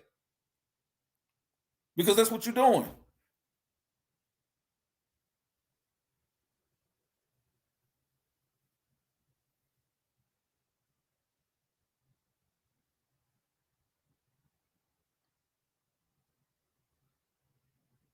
I talk to brothers all the time, and what I tell them is this: there's nothing in me that I can see that I would ever be able to call a black woman a gold digger. And I know brothers disagree with that. But you can't call a black woman a gold digger. That doesn't exist. And I'll tell you why, brothers. Because the number one need for a woman, right, and women is security. Now, the thing is that security comes in many different forms, but it's still security, right? To feel physically protected. Some need to feel financially protected. Some need to feel spiritually protected. But it's all still a form of security. And every woman doesn't need the same type of security. Some women have their own money. They're financially stable on their own. But what they need from you is to feel physically protected. Some can physically protect themselves. But they look for a man who can be financially stable.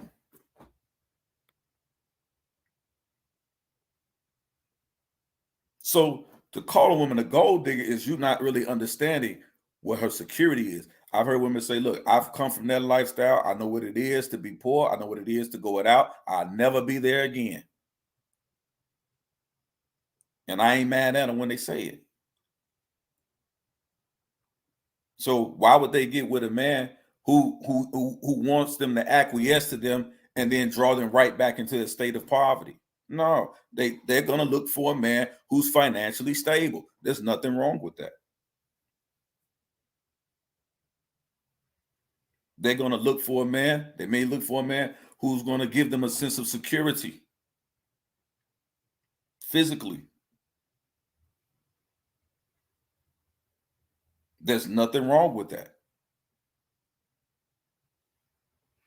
But what we have to do is start having balanced conversations, and people don't like it. Look, some people have been hurt beyond they feel the realm of no return. They've been hurt to an oblivion. They feel like my heart been exploded so many times. I have no heart left to give, so it doesn't matter to me what they do to y'all.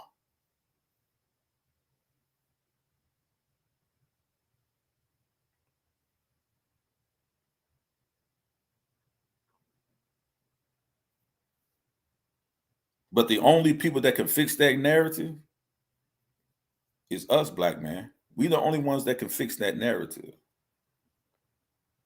And we can't fix it by talking. You have to show and prove.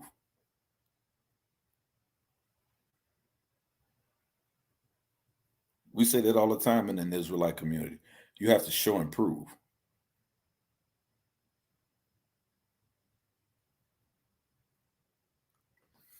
Let me get through these slides. And what I'm doing, I'm just giving you information and sources and citations where you can go to. So when you arguments, you can say, yeah, I heard, this is what I hear them saying. But yeah, let me hear what other Yarah is saying over here. And let's see if his information lines up, and be honest with yourself. And if it doesn't, and if you think it doesn't, come talk to me. I'll come talk to you about it. I'm not afraid to have the conversation. Because I don't need you to like me. You know, I have an amazing son. I have beautiful daughters. I have a beautiful wife, brothers and sisters that do that for me. So I can't be bought and sold.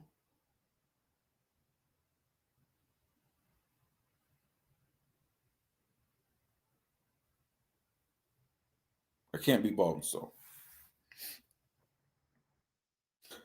Poverty in America. Poverty rates for Black families vary based on family type.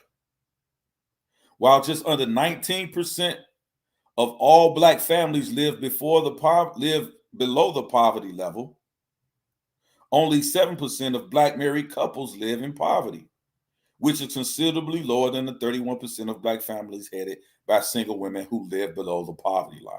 That's a fact, people. And they keep telling you, and they keep pushing this narrative. I seen it in the chat earlier. Black folks are the poorest folks. Black folks are this. Just under 19% of all Black people live below the poverty level. But that's cut in more than half if you're married. Black married couples. So Black married couples ain't just all living, they all ain't living in the poorhouse.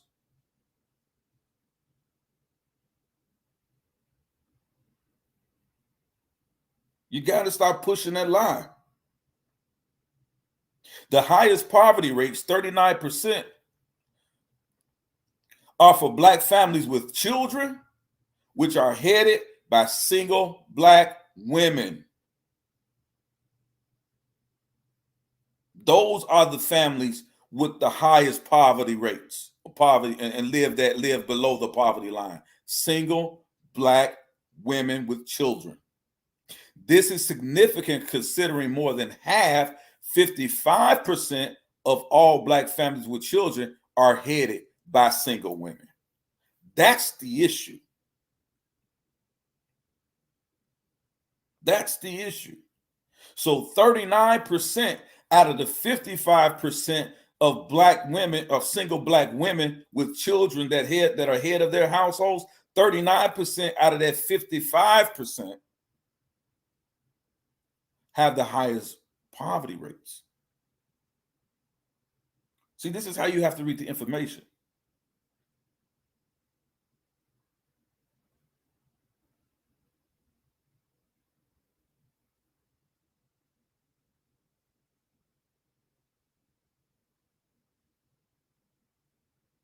This is how you have to read the information. And see, this is the childish things that we hear. When I see people like, I'm gonna address certain things, not everything, because I don't really care how much. When we talk about stop preaching to Black women, I'm not preaching to you. I'm telling you to read the freaking information. Because you running around here spreading lies and taking false information and perpetuating ignorance, you don't help yourself.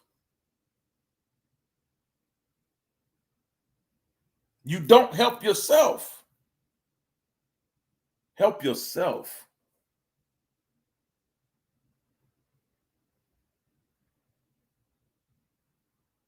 This is what I'm talking about. You can't even help yourself if you won't follow the truth.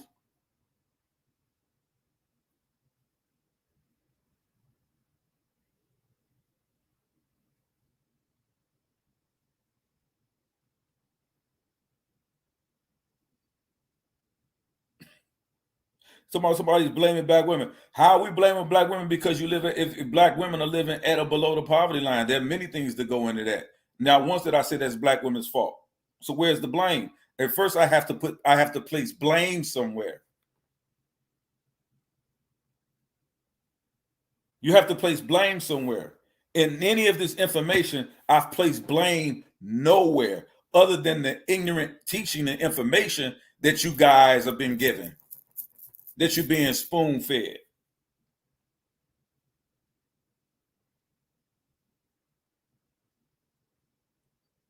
Exactly. Just talking avatars with no knowledge.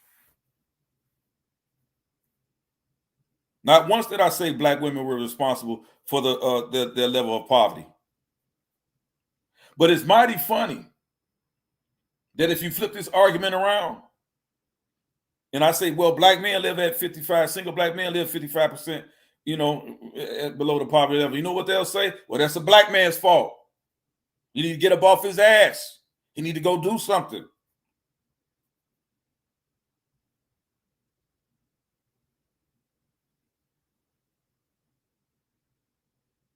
Or better yet, why we even have to worry about whether the black man live or not? We don't care about what they do. They can die for all y'all care. Y'all can Thanos and snap your fingers. I really wish you could do it. Do it for a day. Snap your fingers and let every black man in the world disappear that you feel like ain't worth it. And let's see what this country looks like for you, black woman. Let's see really what it looks like for you. And some of you black men, let's see what it looks like if you snap your fingers and all the black women are gone.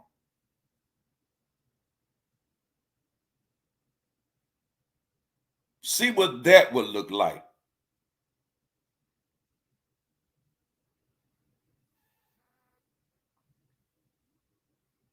I just read the stats earlier that 60% of black fathers are present in the home. Did you miss that stat? I'll go back to it for you.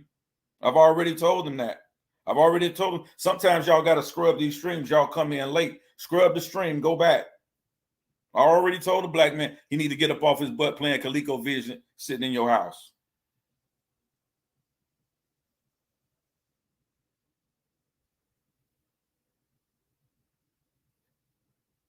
Shout out to you, Alcatone, to the single fathers. And shout out to the single mothers. I understand. I was a single father. I have 4 daughters. Married to my first wife, she passed away. I was a single father for years.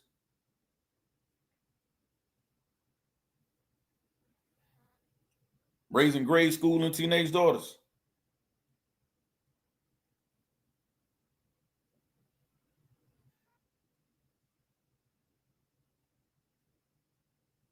They didn't go through their teenage years having to deal with no abortions, none of that.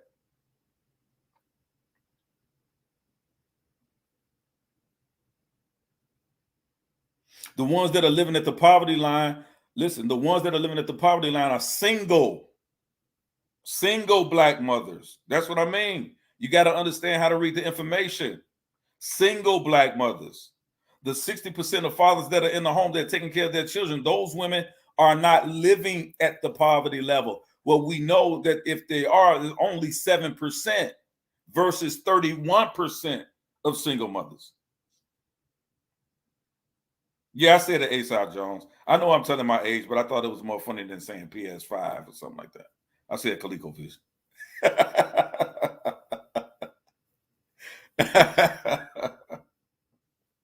Facts, bro. You picked that up, bro. You picked that up. This is what I'm saying, people. And I appreciate that comment, Asiatic Lion. So this is we have to draw conclusions from true information. I'm not giving you my opinion here, family.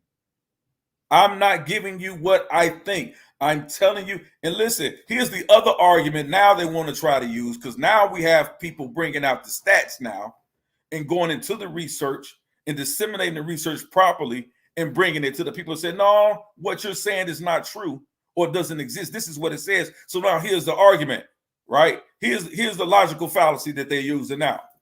Well, how many people did they actually use for that study? How many people did they use for that study?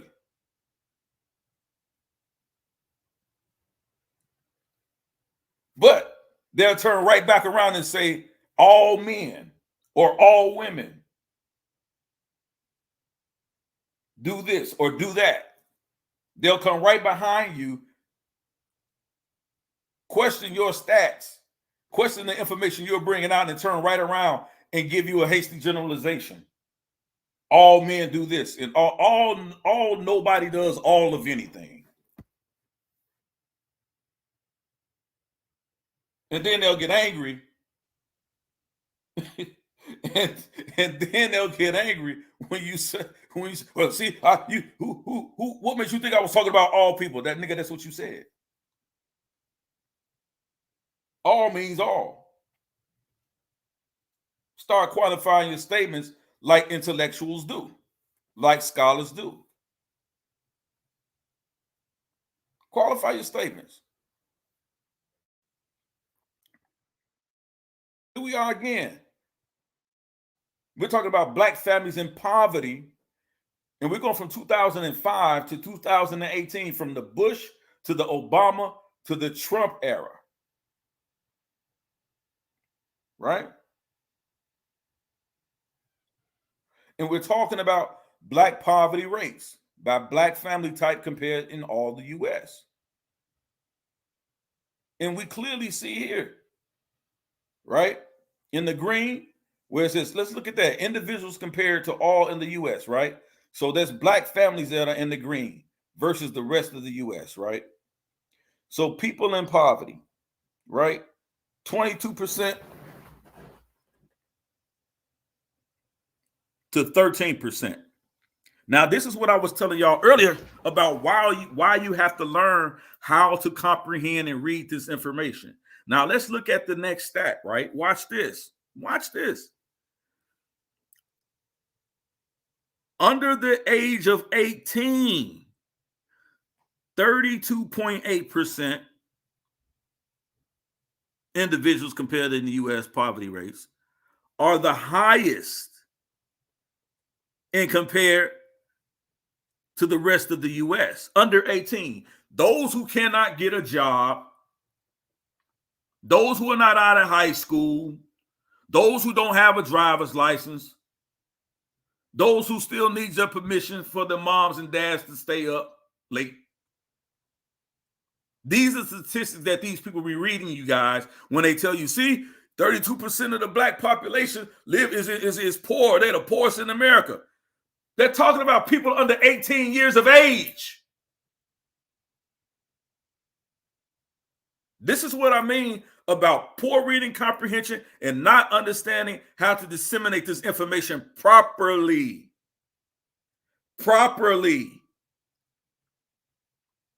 Now watch the numbers go down. Now watch how this goes. 18 years or older, you start to see the gap close.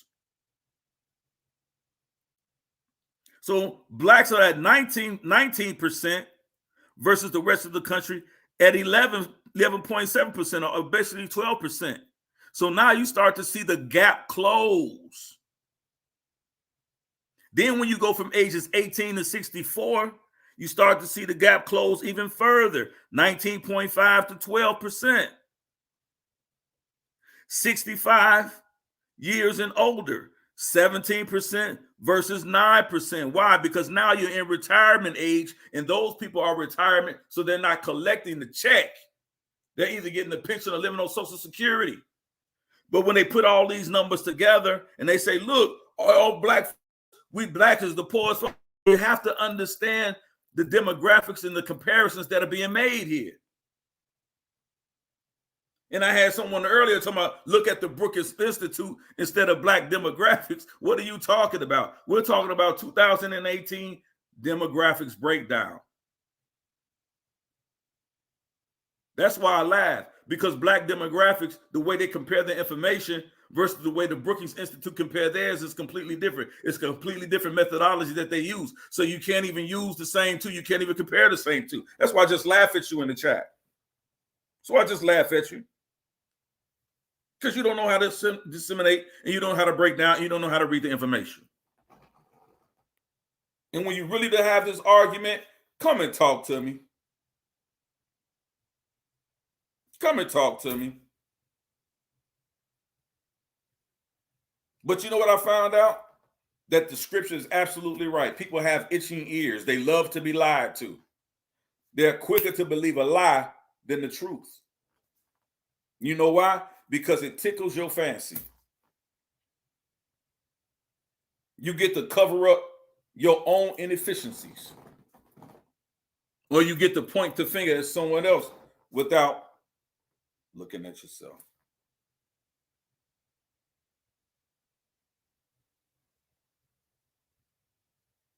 This is what I'm talking about, people. You don't know how to understand the information. So either you have poor comprehension or you're just a liar. It's no way else around it. Let's go. Now let's talk about it. They didn't really see black men as parents. Let's talk about this. They didn't really see black men as parents. Dr. Mark Anthony Neal on punitive policies, pop culture, and the myth of the absent black dad. Now we got one of our own really going into our information, right? And for those of you who want to study Dr. Mark Anthony Neal, this is his book, the 10th anniversary edition of it. It's called The New Black Man, right? And he talks about New America. So I'm going to go into this right here. And this is just a blog he wrote, but it's important to what he wrote here, right? So let's get into it a little bit. There Dr. Neal is. I don't need that. And this is from a June 14th, 2021 article about Dr. Neal. Let's see what it says. Welcome to the Better Life Lab Mission Visible series, getting the story right about black men and care. Black men are caregivers, but too often they aren't viewed as such or are excluded from broader conversations about care. As a result, family supportive public policies, shaped in large part by a cultural narratives, may not only fail to account for black men's needs, but can also make it harder for them to care for their loved ones. Building on the report, A Portrait of Caring Black Men, this limited blog series is a space for black men to contribute to ongoing conversations about care that influence culture and policy. Contributors to this series share their personal stories, perspectives, and research in fatherhood and caregiving, right? When racist narratives like the absent black father myth go unchallenged, and it often does in these fake spaces, it often does in these confirmation bias spaces, it often goes in these man-hating spaces. They go unchallenged. These myths go unchallenged. And some of you don't even realize that it's myth. You simply take someone else talking points or someone else, you just parrot someone else's information and you don't do the study yourself.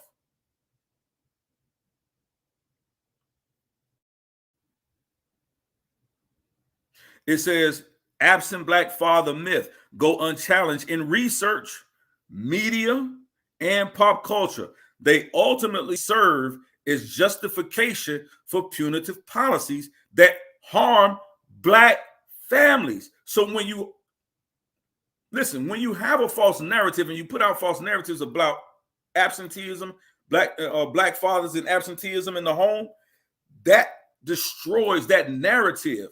That destroys the black family as a whole. It's harmful to the black family as a unit. As a unit. And ultimately, all families. The Better Life Lab sat down with Dr. Mark Anthony Neal to discuss the origins of the absent black father myth, how pop culture contributed to the narrative, and how it still manifests today. Let's talk about this, people. Dr. Mark Anthony Neal is a professor of African and African American studies at Duke University. He's a black man, y'all, teaching at Duke University, y'all. The ones y'all say don't exist, y'all. Some of y'all say it. Who studies constructions of black masculinity and gender more generally in the context of pop culture. In other words, where most of y'all live and get y'all information from. Off YouTube, off Facebook. That's where most of y'all get y'all information from. Y'all ain't reading no books. Y'all ain't reading no books. Y'all ain't doing no studies. Most of you ain't. So he goes to where these myths about the black man have originated from in the spaces where you glean your information. He goes into that and he pulls it out. So this is what he talks about. Much of his research is informed by his experience of being a girl dad to 2 black daughters and trying to find examples in pop culture or in social science that reflect some of the experience he has had. Right? What do you enjoy about caregiving in your role as a dad? What about fathering stands out to you? I often say, this is Dr. Neal saying, I often say that the work I do as a father ultimately will be the most important work I do as a human. A lot of that has to do with my own memories of my father, who was someone that worked 12 hours a day, 6 days a week. He was in the home and was present, but he was not present in the sense that he could come to school plays, performances, baseball games, or anything like that. As a parent, I wanted to make sure that I would be available to my daughters in that way. Brothers, let me say something to you. Me being a father and a single dad for years, it's important that you take time out. I know that some of us, we're only taught to be providers, but being a father is more than just being a provider.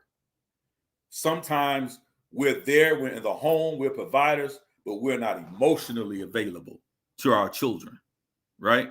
We're not attentive to them in that way. And so that's one of the things, and I'm speaking directly to black men, right? I don't really know what other men do in other races, and I don't particularly care. But what I'm talking about as black men, we have to be cognizant of that. You have to be emotionally available for your children, especially when you have teenage daughters and teenage sons. You have to be there for them even more emotionally available for them. It may be great. You can buy them the latest and greatest. It may be great that you can buy them the latest, the latest in fashion, and you can give them money to go to the movies and you can give them money to do this and do that. But they appreciate it when you notice the little things that they do, or when you understand and when you can recognize that something is wrong with them, right? That they've had a bad day or a hard day, or there's some things that are troubling with them, and you being dad can recognize that. Because moms always pick it up, usually. They always pick it up. They know when something's off. But when dad knows something's off about you, that's a much more a powerful way for you to connect intimately with your child in a way that lets them know that you're emotionally available for them. That goes a long way, brothers. And I just wanted to segue into that because that's something we don't necessarily always get and understand. Right? And so let's go a little bit further. He says, for me, it all comes back to creating those simple, small pleasures of sitting together in the car and allowing them to talk about their lives and what's going on. That's important. That's valuable information, family.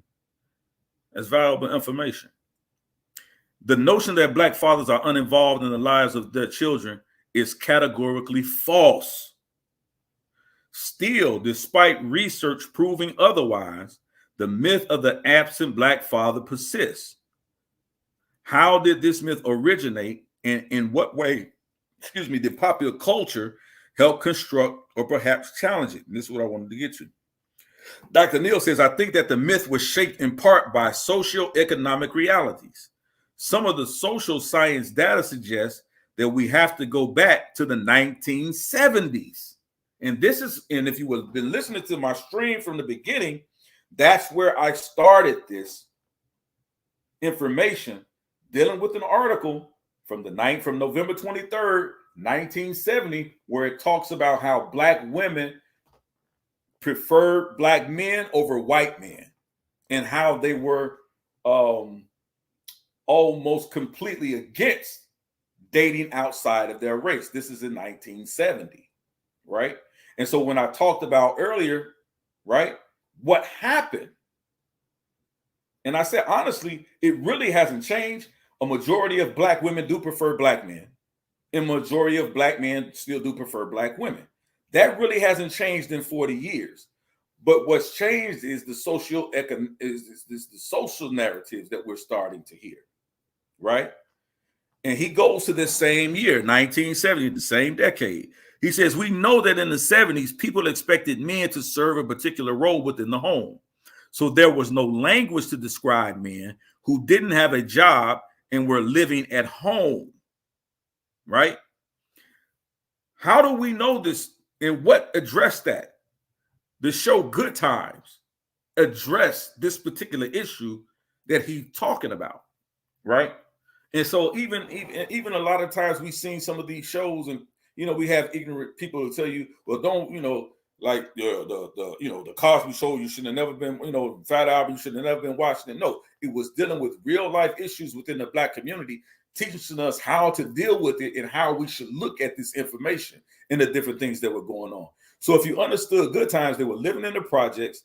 They had the father, James, living in the home, but he always struggled with finding work, finding a stable job. He always struggled. Even though his presence in the home was felt, he was always there. His children had respect for him. His wife had respect for him. His neighbors had respect for him.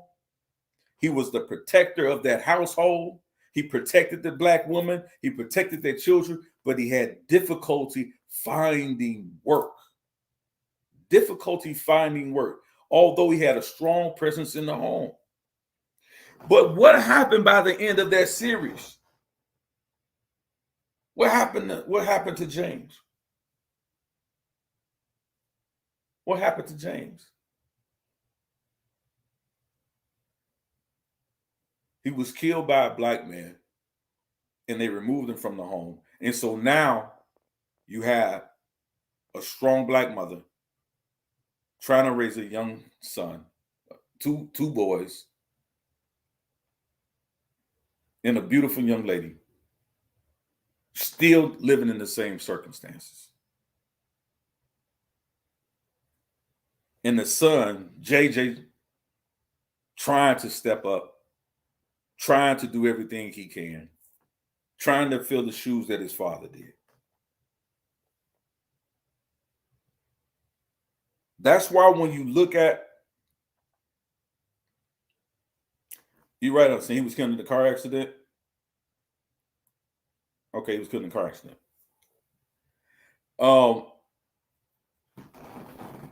But we have to understand why these things were so important, because it dealt with those social issues that many of us dealt with or started to see. Some of you weren't even born or just were born. You were kids in the 70s. So a lot of what you saw, those types of things, may have been foreign to you. But we have to understand these are things that, they were trying to tell us, that they were using media, television media in some spaces in a responsible way. Not all, not all. But let's get back to this. He says that we know that in the 1970s, people expected men to serve a particular role within the home. So there was no language to describe men who didn't have a job and were living at home. It was difficult to be at home and not work. Rather than be at home and in that reality, some men would have rather fled. Keep in mind, this reality was experienced not just in black communities, but in many communities across the United States. And that's the narrative no one really speaks of, right? You have people still reeling from the reflex of Vietnam. You had a lot of white men and black men that were coming back into the country, crippled, maimed, right? Suffering from post-traumatic stress disorder, mental health issues, Agent Orange, dealing with a lot of things. They couldn't hold steady work. They couldn't hold steady jobs. But the difference is that even still, those white people living in poverty were still able to benefit from white privilege. That was the difference. That was the difference. And we still see that today.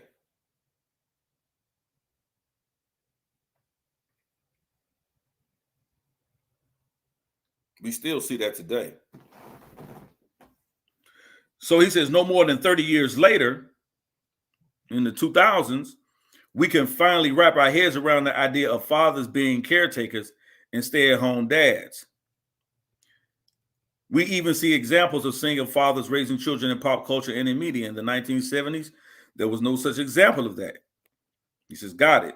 The compounding pressure of unemployment, coupled with society's gender expectations and punitive policies, really did push some men out of their homes. A lot of people want to say, oh, that's an excuse. We're tired of you guys using that as an excuse. It's not an excuse. It's a fact. And what happens is in these arguments, these failed arguments, people only want to deal with the effects. A lot of what we see are black men and black women going through today in this country and in our families, in our community. These are the after effects of things that were not caused by us. They were not caused by us.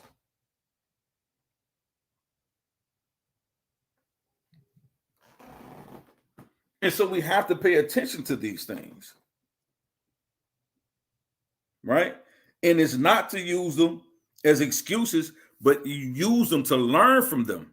And see, when people constantly say those are just excuses, those are people who I know who are not learned. They're not studied. And the reasons being because he says it here, you can't wrap your mind around it because all you've ever lived in is the after effects of the after effects. That's all you ever lived in. And so what essentially people are telling you is to give up on yourselves. When they tell you black women just give up on a black man, they're telling you to give up on yourselves. Because without a black man, you can't have a black woman. And without a black woman, you can't have a black man. And it's as simple as that. It's not rocket science. It's not even up for debate. It's not even up for debate.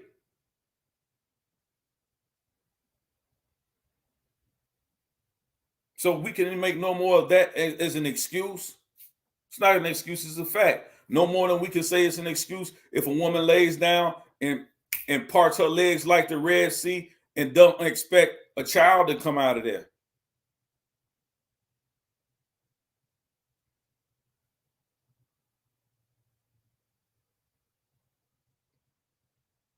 Can we use that as an excuse for absentee fatherism?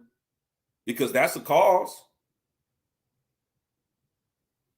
That's a cause.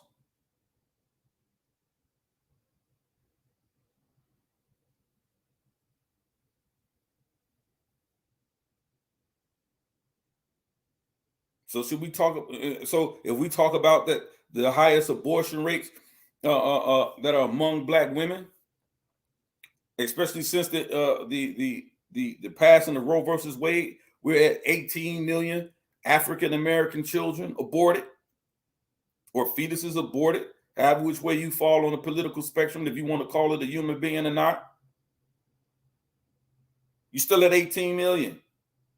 At 18 million bodies, or potential voters, our population would almost have doubled. We would be the majority in this country. And a lot of things that we deal with, institutionally racism and white supremacy, we would be more easier to combat. But somehow, and I'm not talking about abortions with health issue, when people are dealing with health issues, or abortions, that can potentially take the life of the mother. I think that those are significantly different circumstances, right? Significantly different circumstances. But our way out,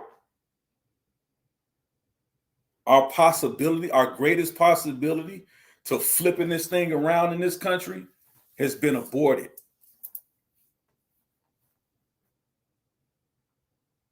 Out of those 18 million children that's been aborted since Roe versus Wade, or fetuses since Roe versus Wade, we had the potential to have 18 million Michelle Obamas, or 10 million Michelle Obamas, or 10 million of the strongest black women that could have turned this country around. And another 10 million or 8 million men that could have been our greatest thinkers, could have turned this country around. But they wind up in the red receptacle container, sold off for the stem cells, or just simply discarded and thrown in the trash. So let's not talk about excuses. Let's not have the excuses argument if we don't want to have it in totality. So any fool that tells you #abort is only telling you to kill yourself, both male and female. Kill yourself. Kill yourself. Even if you want to have the argument, it's not a life. Well, then let's talk about the potential of life.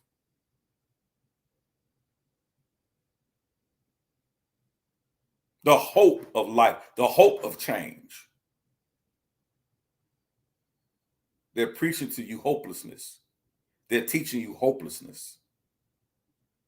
Who's to say that #abort child that you're talking about, or that you're advocating for, is not the one that's going to bring you out of poverty? Is not the one that's going to create the cure for cancer to help heal you, when the doctors tell you your fibroids keep coming back?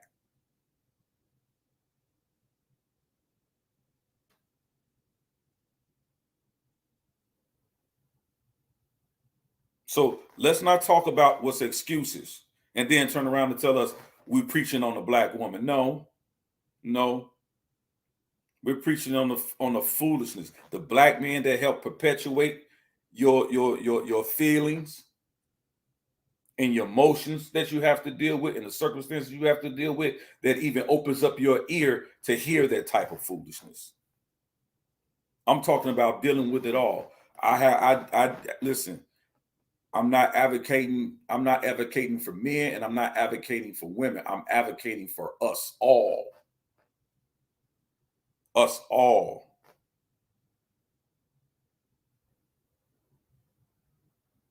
Because we can't exist without you, and you can't exist without us.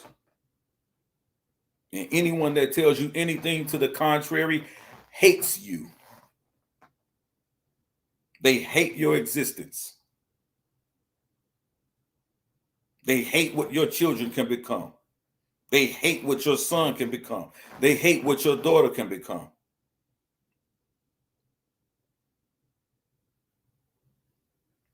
They want to teach you freedom, that women have freedom over their bodies, but they want to tell you to abort that potential. They still want to tell you what to do with your body. Abort your potential. You want to tell the next teenage girl, abort her potential.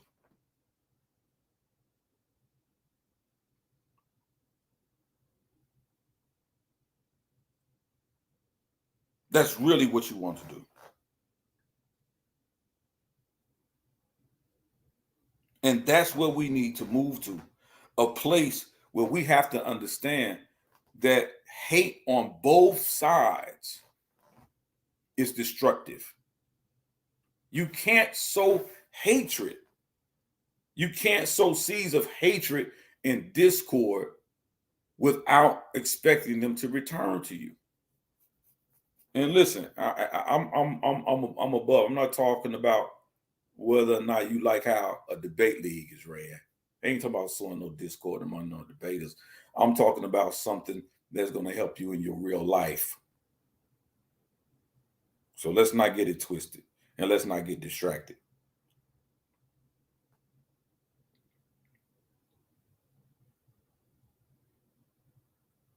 We should have a united goal to weed out what's bad among us on both sides and figure out a way to deal with it and support the strongest things about Black men and Black women and how we can use those things to unite and come together. That's the unity we need.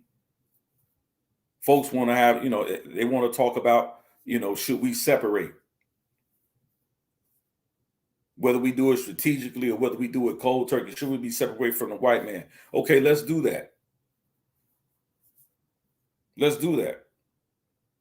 So we're going to separate from the white man. And then what are we going to do? What we're going to do together constructively when we can't even get along in our own homes. We can't even get along with each other, Black man and Black woman. So what are we separating for? To do what? So we can go to another space and argue and denigrate our women, maim, murder, and kill our women, rape our women. We want to go to a space and separate so we can have full autonomy to do that. Because to be honest, sometimes the only thing that is protecting our women are these white police officers that's killing our Black men. So I can see why some Black women can applaud that. We're not doing enough, brothers. And that's a fact. I agree with that. We're not doing enough.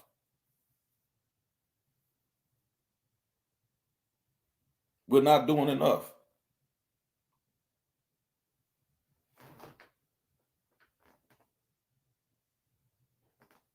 Shout out to Asiatic Lion. Shout out to Ezra. Shout out to Free Spirit, Just Free Spirit. Absolutely. It starts at home. It starts at home. We have to get this respect thing right for our sisters. We have to get that right now. And I'm telling y'all right now, and I'm gonna support them. Whether you want to separate strategically or whether you want to separate cold turkey, I'm not advising any woman or man, but especially our woman, to follow no fool off into no woods nowhere, talking about we separating, and he won't even, he won't even wash his own drawers. He won't even do that. If he ain't leading in the home as he should, if he's not leading in the home, I tell my daughters, don't follow a Negro nowhere. Get your own. So just in case they decide to separate, you can go when you get ready, or choose not to.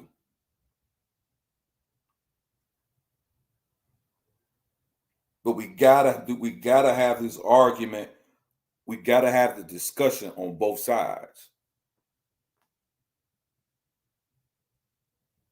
You gotta have it fair and honestly on both sides. Black man, you're not above the Black woman. The Bible teaches that. Black woman, you're not above the Black man. The Bible teaches that. And even in our society, our elders never taught that.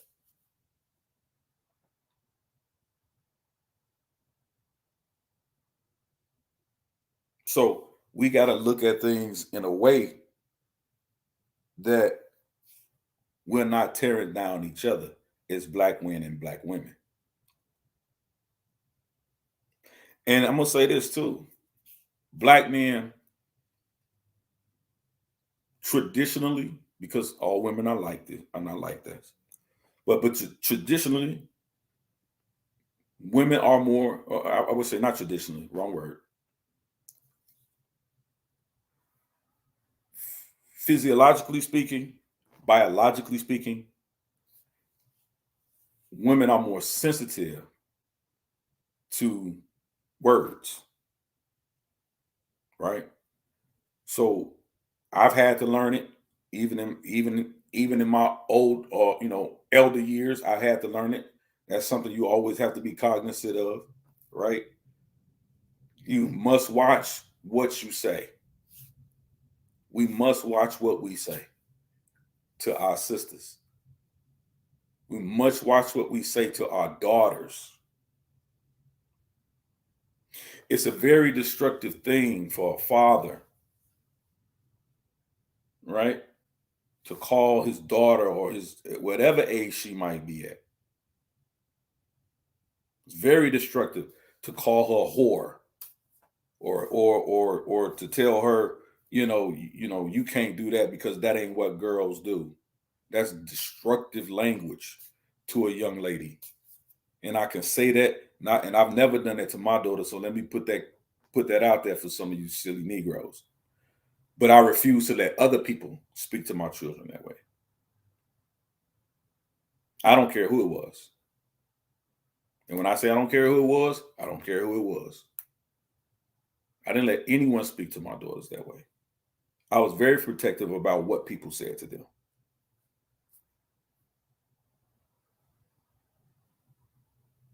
You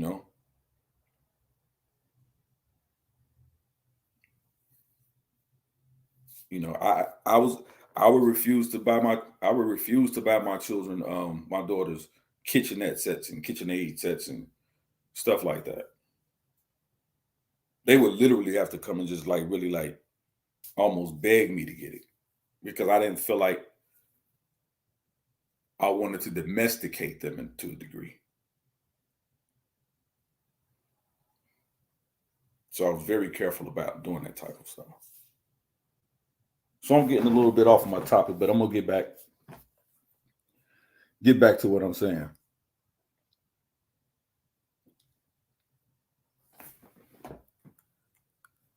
But I just wanted you guys to read that by Dr. Neal, right?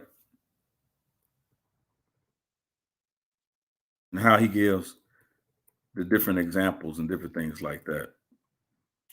This was another show he always talked about. See, he talked about good times down here as well. Like I talked about earlier. He talks about these black shows that talked about the plight of black men and black women. That's why it's important sometimes to go back and watch these shows so you can get an understanding of the time. These are records. I know they were produced as comedy shows, but a lot of times these were records of the times.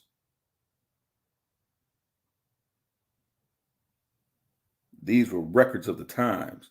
And so go back and watch some of these things. Not all of these shows, not all of them, not these black, not necessarily the black exploitation films and different things like that, even though they were to a degree, but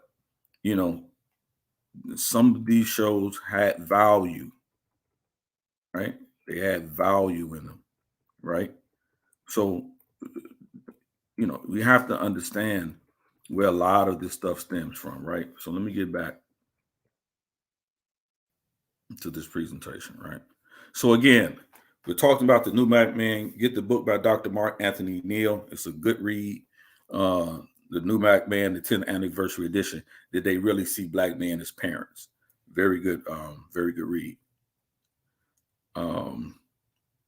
This is another article, a portrait of caring black men. This is from February 4th of this year, 2021. It says, this report provides a portrait of black men as active contributors to the care economy. The care economy, right? Discussing what they do, how they experience care work, the barriers make it difficult to provide care, and recommendations for supportive policies. This report also assesses the similarities and differences between Black and white men who are high intensity caregivers or parents, right? Or for short, HICP, and between Black and white fathers. Based on the findings of a nationally representative survey, this study finds that few differences exist between Black and white men as it pertains to how they value and fulfill their caregiving and or parenting responsibilities. Let me read that again. This study finds that few differences exist between Black and white men as it pertains to how they value and fulfill their caregiving or parenting responsibilities. So this whole narrative about you divesting and getting with a white man because he's going to be better for you and your children than the Black man, you have no evidence for it. Every single report concerning this issue and this topic completely debunks that narrative, that you have no evidence to support. It kills your op-ed, your opinion editorial. It kills it. It kills that argument. Every single study.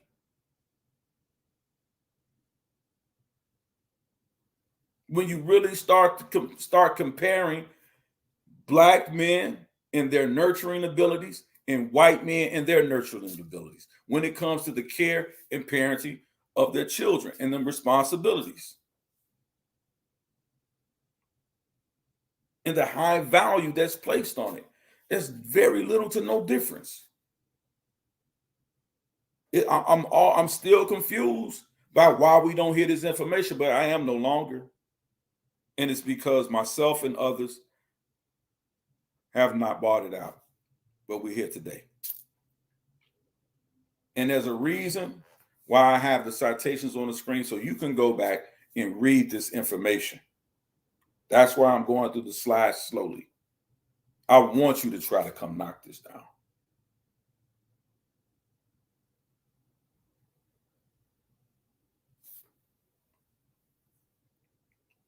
Let's continue. In the context of parenting, this finding adds to the growing body of research and evidence that is helping to dispel the harmful myth of the absent Black father. Listen to this: an idea perpetuated by structural racism and white supremacy. It's not my opinion, family. It's not my opinion.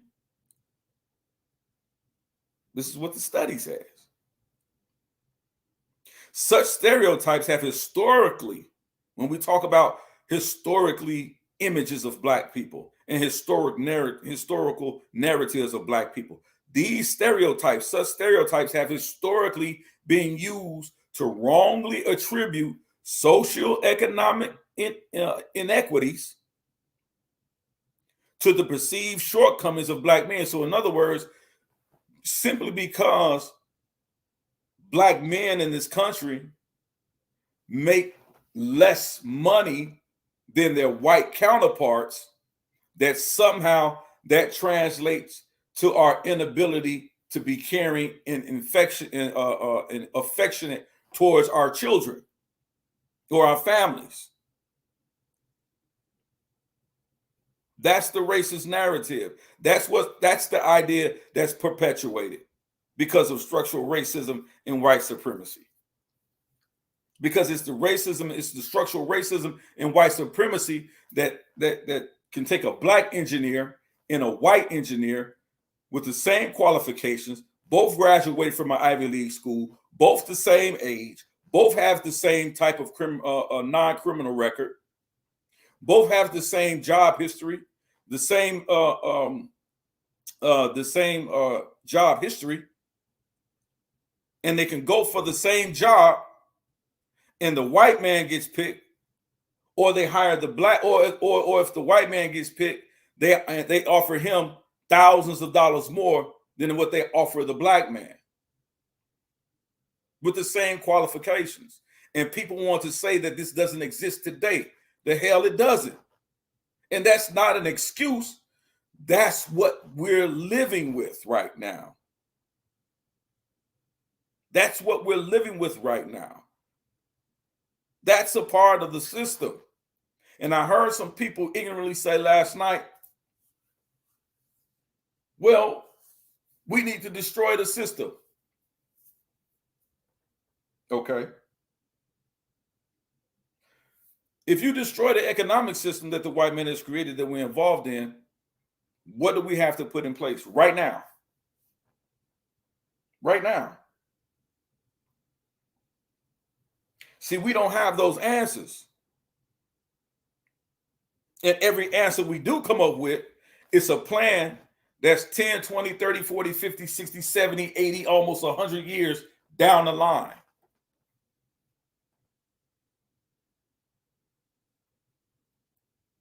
So what do we have to look at, family? What do we have to do? The smartest thing to do right now is to change the system from the inside out. That's what you have to do. Because I'm not advocating, especially black women, I'm not advocating for y'all to follow no Negro anywhere in the wilderness that can't keep gas in his car.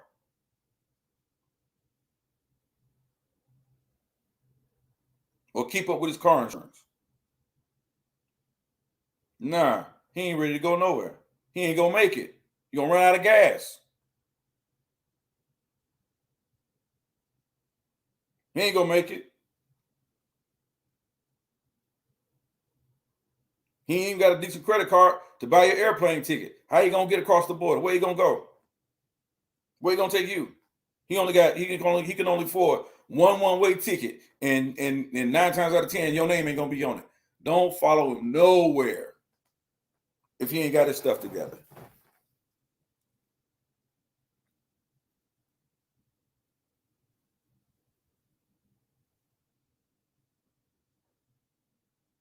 Don't do none of that. You have to get inside of the system and destroy it from the inside out. That's how you deal with this. Because the only way, when you go through history, that's why I laugh when I hear these arguments a lot of times. They're entertaining. But when I hear strategic separation, when I hear cold turkey separation, it's like, okay, that's what we're going to do, right? We're going to do one of those two things.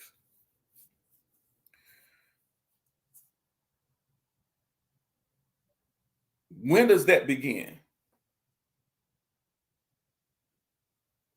Right? What does that look like? Watch this. What does that look like to the millions of single mothers we have out here with children? What does that look like? Scary as shit. That's what it looks like. That's what that looks like.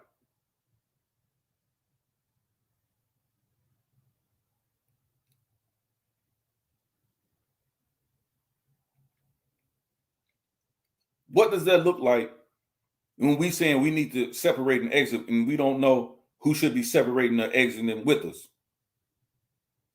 How do you weed out the serial killers? How do you weed out the serial rapists? How do you weed them out?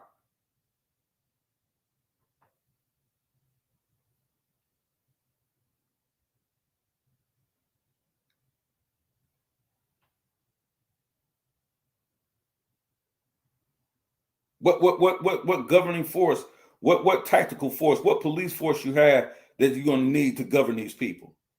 See, for those of you who don't read the Bible, but for those of you who do read the Bible and study it, even in the Exodus story, right? It had to be done and government had to be set in place. Right? But we got so many of you who can't even function on the smallest level of dealing with Black leadership and something being ran by a Black man or a Black woman.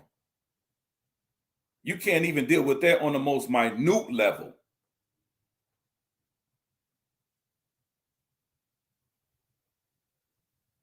How you going to deal with that? When some Black man that you don't really know, or some Black woman you don't really know, come and tell you what you got to do in order to survive today. What does that look like, people?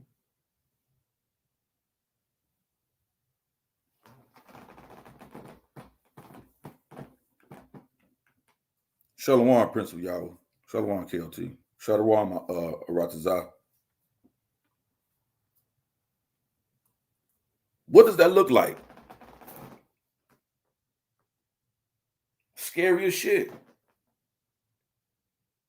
Y'all doing more of the same, giving us these blanket ass statements, giving us these pipe dreams.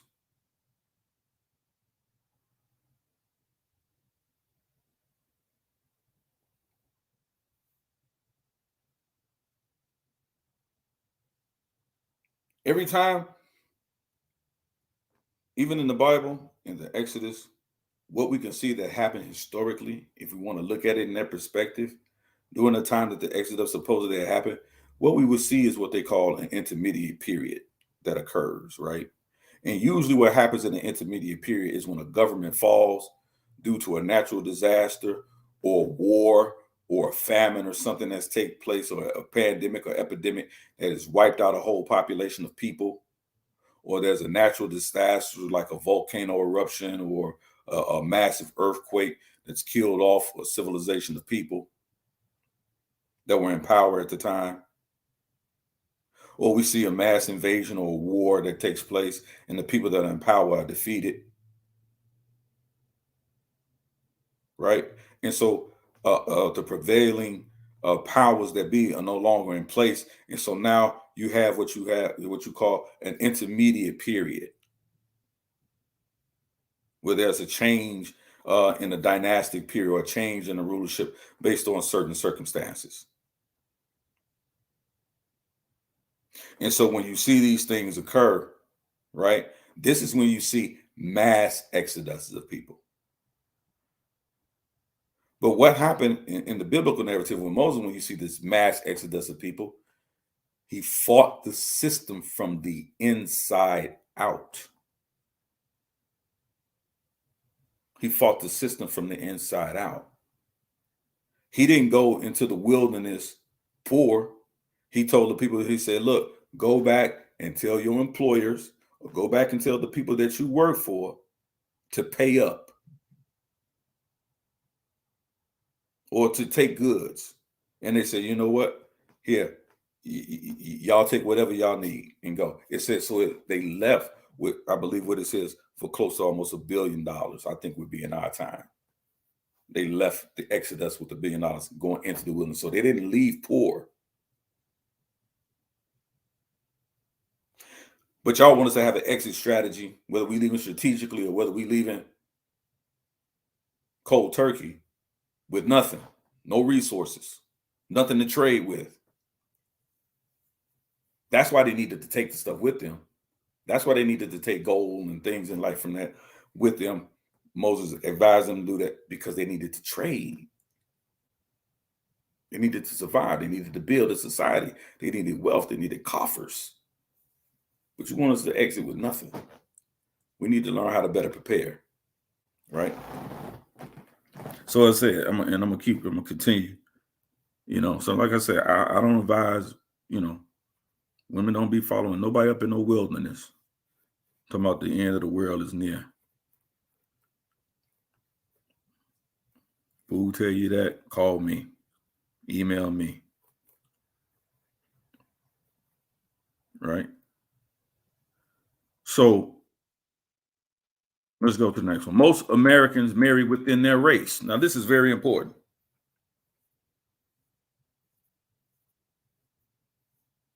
This is very important. We hear this argument all the time. Divest. Leave them Negroes alone. Them dusty, three trash bag Negroes. Leave them alone. Divest.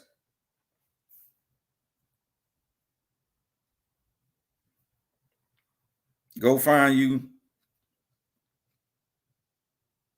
a brother from another mother.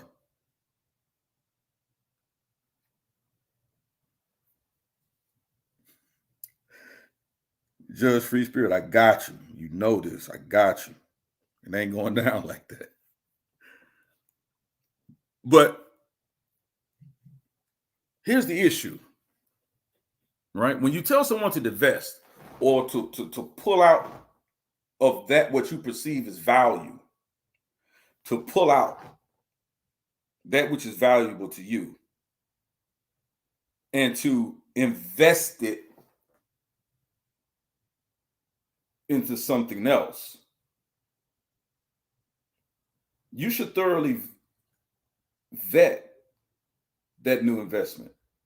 You have to watch it thoroughly. You have to watch it closely. You have to understand how it'll operate in the market. You have to understand its ebbs and flows.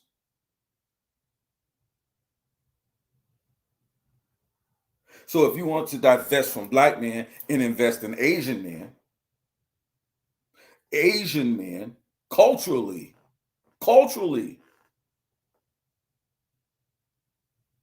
usually, not all, but culturally speaking,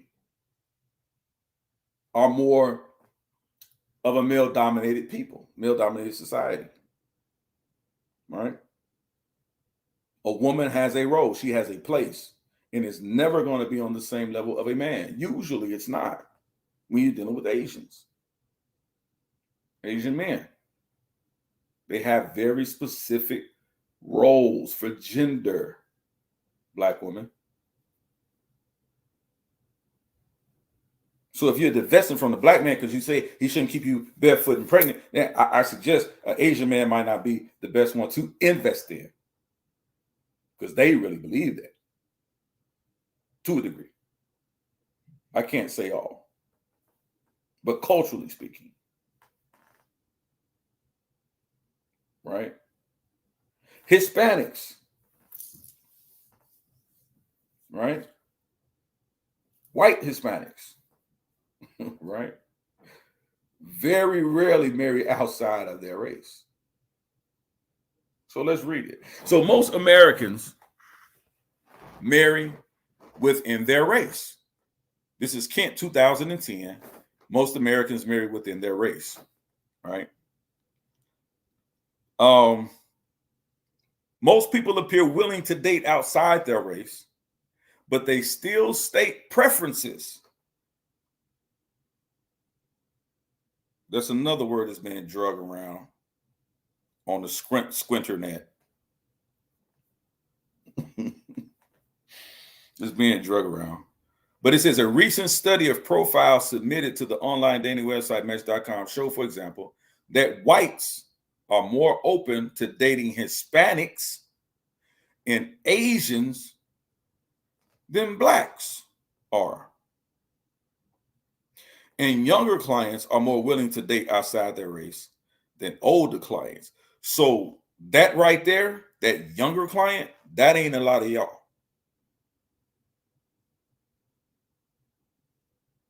That ain't a lot of y'all. Y'all more on that older client. If you're over 35, you're in that older client category. So for those of you who are 36 and up, and divestment is your scheme, you got a lot of work to do, because the odds are against you.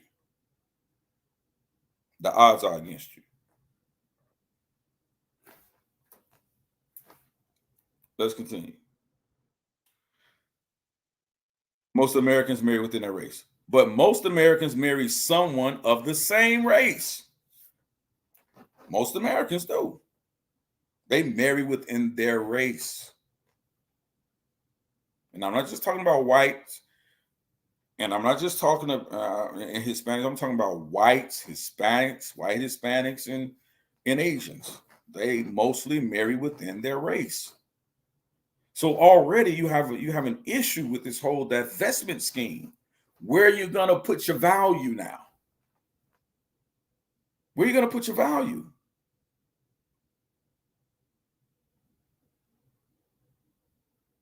A recent report from the Pew Research Center found that hear me people, that 1 in 7 new marriages in 2008 was either interracial or between a Hispanic and a non-Hispanic unions encompassed by the term intermarriages. This is double the percentage of intermarriages in 1980, right? So just over what's that? 28 years, right? So almost 30 years, it doubled. But it doubled from 1 to 7%. So that pretty much means in 1980 that was almost unheard of, but still relatively low. And as sociologist Dan Lichter points out, the biggest increase to appear to be within minority groups, right? So the biggest increase in these intermarriages is simply in minority groups. Whites are always put in the majority groups. That includes whites and white Hispanics and Asians. They're put in that majority group, right? When they talk about that, because they classify them as white. They classify them as white. So they're not even dealing in this minority group space. They're not even doing that. Most Americans marry within their race. Kent 2010, most Americans marry within their race. White Americans still mostly marry other whites. Did y'all hear that divestment group? White Americans still mostly marry other whites.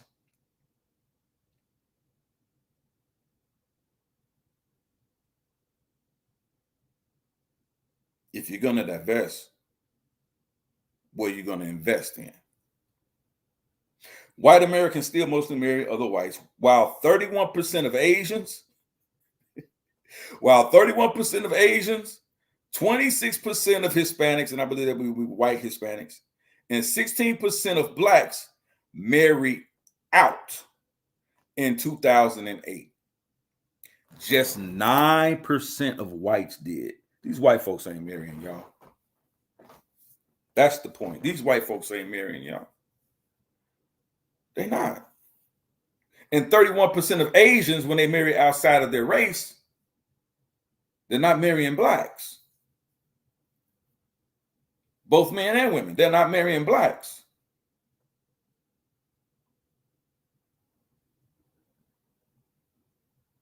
%26% of these Hispanics, they're not marrying blacks.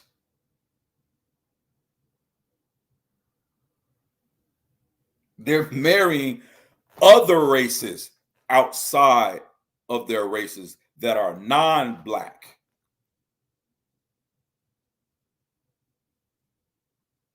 Here's the source. Go read the full source and read the full study. Fact check me.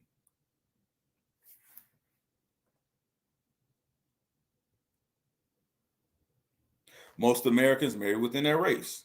An analysis conducted a decade ago found that 10 years after they married, interracial couples, I read this a couple of times, had a 41% chance of separation or divorce, compared with 31% chance among couples who marry within their race.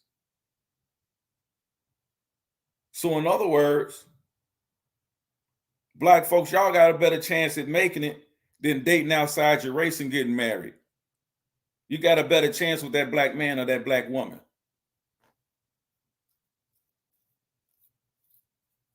than you do with these other races.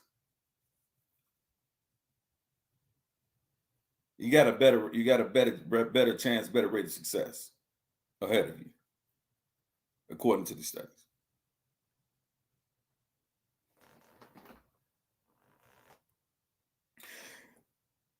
In 2002, the Center for Disease Control published statistics about divorce rates that show interracial marriages were more likely to end in divorce than same ethnic marriages.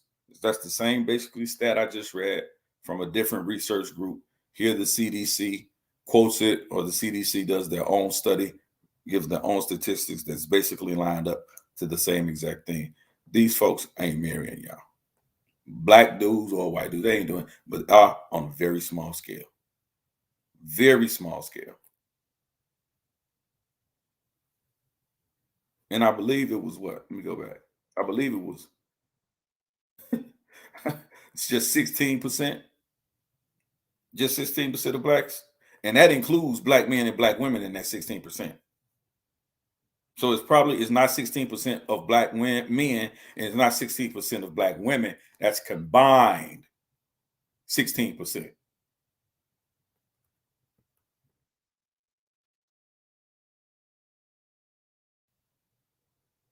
So the odds of the vesting is against you. It's against you.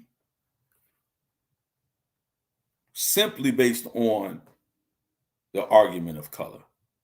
Now, I'm not saying you should stay with someone who's physically abusive, mentally abusive, financially abusive, and I'm talking about both men and women.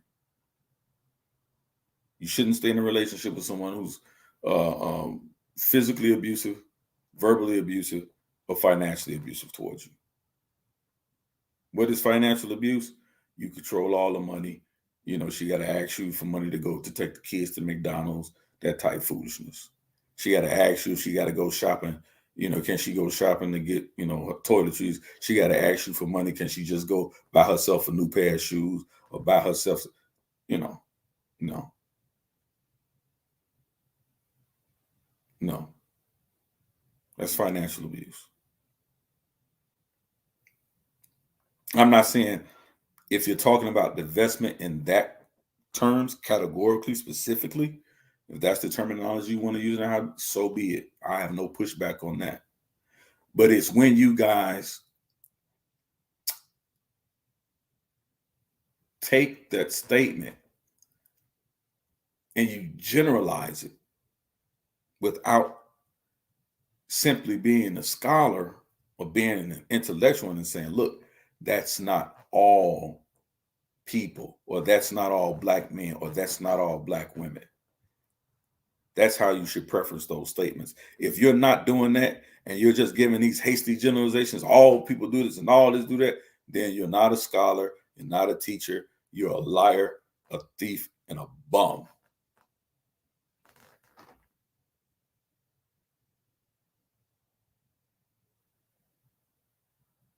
You know, and let me say this, Sister Jessica Joel, I agree. I'm looking in the chat now. I really wasn't looking at every compliment, but I'm going to ask the moderators, those who have a wrench, if you see anything that's disrespectful to the women in the chat, get rid of them. Get them out of here. We don't we gotta stop it across the board, right? Get them up out of here. Banish them, right? If you're in the chat, you got a wrench, get them up out of here.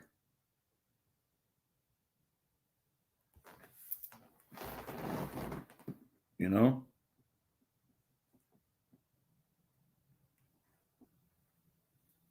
I got you, Sister Jessica.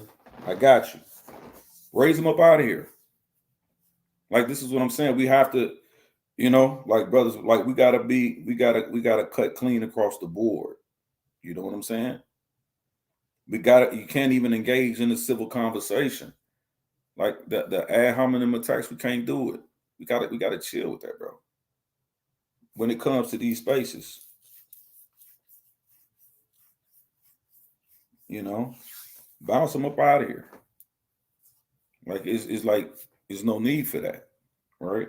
Because what you do is you diminish what I'm trying to present. And I'm not trying to bang on black women, and I'm not trying to bang on black men. I'm saying us as a community as a whole, we need to understand we can get further and do better together. And I'm not saying we can do it with everybody. We can't do it with everybody. We see that in the chat. We can't do it with everybody.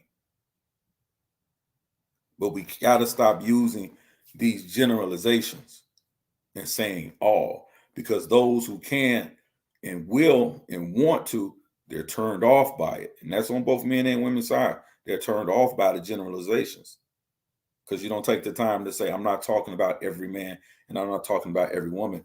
And then you want to take the position when you address with that and say, well, that should be understood. No, the only thing that's understood is what you say.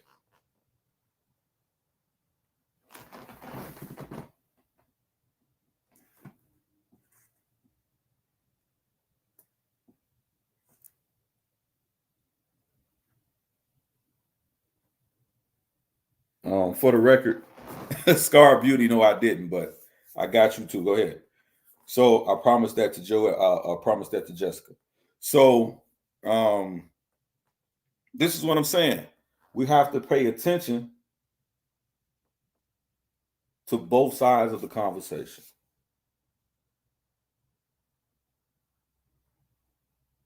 You know, to both sides of the conversation, because there is two sides to it. And I know some people don't want to hear it. Fine, you don't. But there are some who would like to make the best informed decision that they possibly can.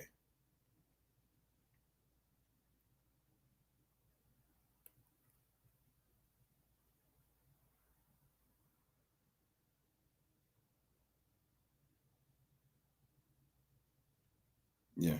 And Melanie, the goddess, I agree with you. And I've been saying this. I understand why.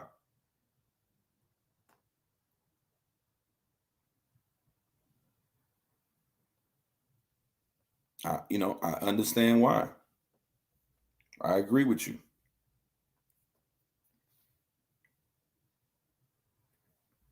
And I agree with you. A lot of men, a lot of us brothers, we do have to present ourselves as viable options. I agree. We have to present ourselves as viable options. And I'm not saying simply because you're a single black woman that you just got to get you a man. You just got to pick anything up off the shelf. I don't agree with that either.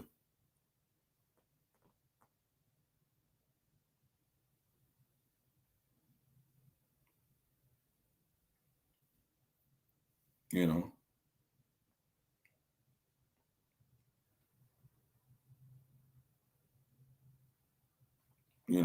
So like there's a lot of work and it's almost too redundant to continue to say it. We need a lot of work as men.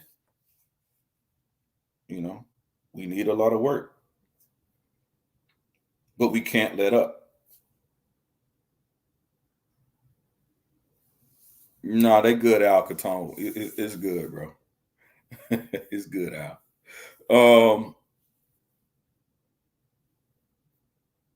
So we gotta, we have to have this conversation, you know, an equitable conversation and mutual respect. And so let's deal with this: intimate partner violence in interracial couples, right? A comparison to white and ethnic minority, monoracial or single racial couples, right? And that's couples who's married within their race, right? Rachel A. Fusco, 2010. Let me see if I pulled that out.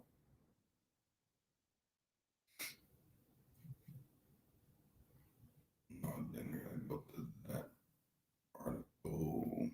Yeah, let's do it.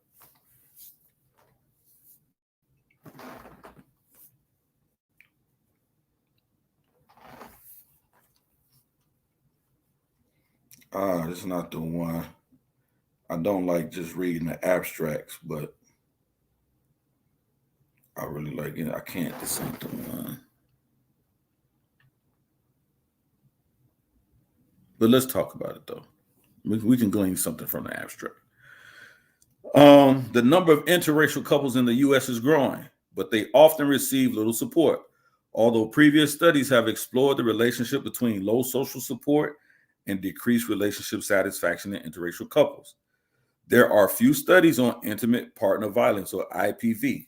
This is something you need to get familiar with, especially when you're talking about interracial marriages and different things like that. You have to understand, and even in dealing with relationships between black men and black women, these IPV stats, or these intimate partner um, valuations, we need to look at those because it does talks about, and it gives you some insight, this intimate partner violence, on what the stats and the trends are looking at, the stats or the data is showing, and maybe can even help you identify someone who's a batterer or who's an abuser, right?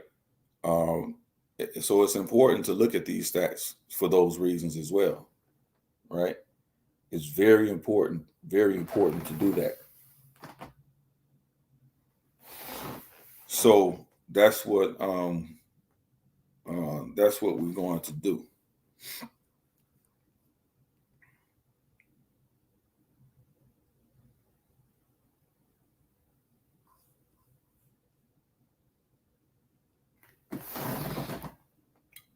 Susie, yeah, I could see you the leak if you're talking about the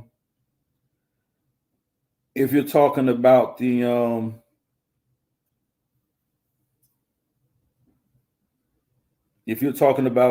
young ladies from the Philadelphia group. Yes, we send them money. We send them money from us over here. I can send you the information. You can join in on this and help us out. So it's a whole facility that we support. If that's what you're referring to, we can send you the information, and actually you can send your donations directly to them, like we do.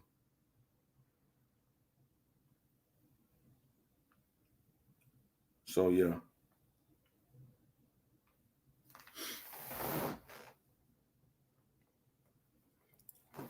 So again, let's talk about this. Interracial couples were more likely to have a history of prior IPV, engage in mutual assault, and result in perpetrator arrest than ethnic minority monoracial couples. Victims of IPV and interracial couples were also more likely to be injured.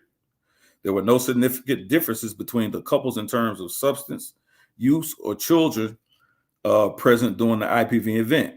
Differences between IPV and interracial and white couples also emerged.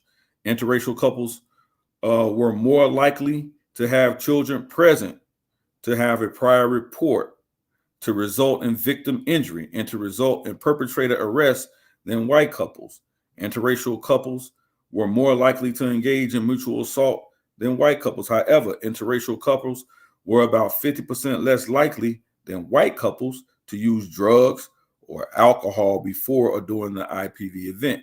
Research is needed to better understand the unique challenges and needs faced by interracial couples to help them sustain healthy partnerships. What they're basically saying, one of the reasons why they found out that 41% of interracial marriages usually end in divorce is due to some of these outlying factors, right? 41% versus 31% of especially blacks that marry within their race, right? Interracial couples violence is higher among those particular groups of people for those particular reasons that leads to divorce, right? That leads to divorce. So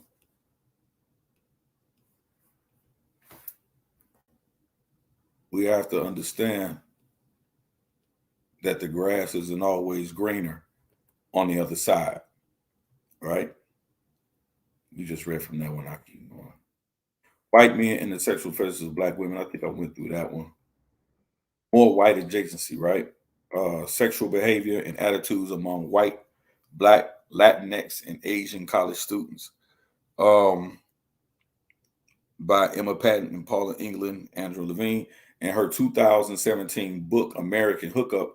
Lisa Wade says, based on what some students of color told her, that in some ways, hookup culture is a white thing. And this is what we're talking about more white adjacency, about blacks, both men and women, in pop culture and social different variants of social economic status. A lot of what we see is imitating white folks or white culture. A lot of issues we have of people that are imitating white culture. You know what I'm saying? And so we have to understand that a lot of times, when we go against our understanding of blackness and what it means to be black in our own particular culture, right, of people, we have to build that up more. We have to respect that more. It isn't perfect, like a lot of other cultures aren't perfect, right? But we clearly see we start to lose when we start to move away from blackness and start moving towards more white adjacency, or want to identify with whites, want to talk like them, want to act like them, want to work where they work, want to do what they do, want to put the same amount of emphasis on what it means to be successful in the terms of their culture versus our own culture, right? So we have to be proud. We have to start being proud of who we are as black people, right? There are differences, right? There are differences. And our differences are unique to us. They're unique to us. And we should learn how to celebrate it. Not celebrating the bad things of it, but working on those bad things and getting those bad things taken out of the community. Getting out from among us, right? We need to move those things away from us. But because we see these things in our community and not favorable, it shouldn't be a segue or a segment for us to feel like, well, we need to go stand next to some white folks, as I was told on the stream a couple of days ago, and kiss some white ass in order to fare better in this country.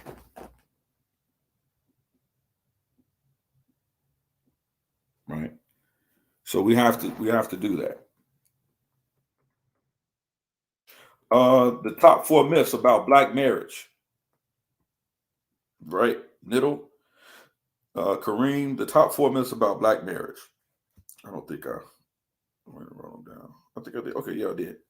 A Yale University study found that just 42% of black women are married, and a variety of high-profile news networks such as CNN and ABC picked up that figure and ran with it. But researchers Ivory A. Tolson of Howard University and Bryant Marks of Morehouse College questioned the accuracy of these findings. We're dealing with the top 4 myths about black marriage. The often cited figures of 42%, listen up, people. The often cited figure of 42% of black women never marrying includes all black women 18 and older. And this is what I was saying earlier about when we're reading these stats, that reading comprehension is poor, that we just can't read one-liners and then build a whole narrative off of them. We actually have to go into the studies and see what they actually say, because they'll come in social media platforms, they'll come on network media platforms, news media platforms, and say, hey, look, I'm a Yale University professor, and just 42% of black women are married. And then someone will pick that up as it was ran on CNN and ABC, and they'll pick that up and run with it, and they'll build a whole YouTube channel off of that. Why black men don't marry black women, or why black women hate marrying black men, simply based on false information or information that's being data mined, or things that's being taken completely out of the context of what the research is actually saying. So let's see what happened. They says the often cited figure of 42% of Black women never marrying includes all Black women 18 and older.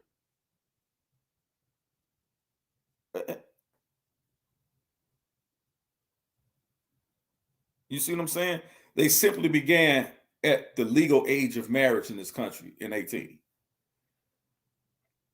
Now we know most 18-year-olds are not getting married. Most 18-year-olds are not getting married, right? So to add this into that, and then when it says older, are they going from 18 to 45, 55, 65, 75? This is what I mean when we have to understand when we're reading these statistics and we're reading these researchers' work, what they're actually saying, right? And Tolson, he talks about this in the root.com.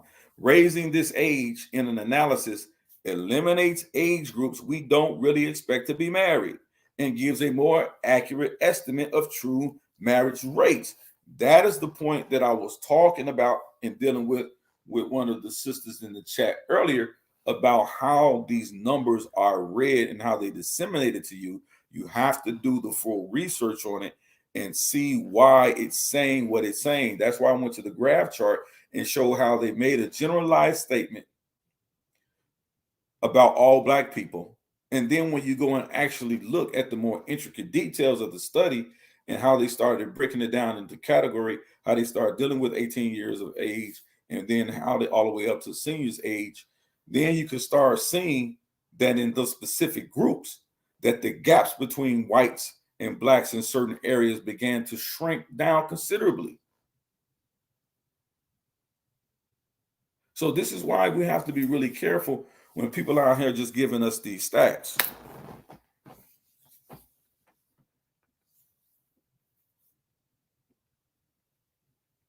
You know, we have to really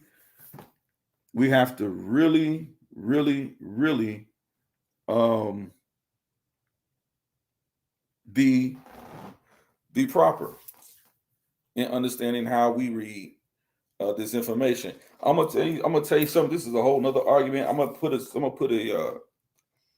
lesson together on that because there's an interesting chat that someone says stop associating correct grammar with whiteness.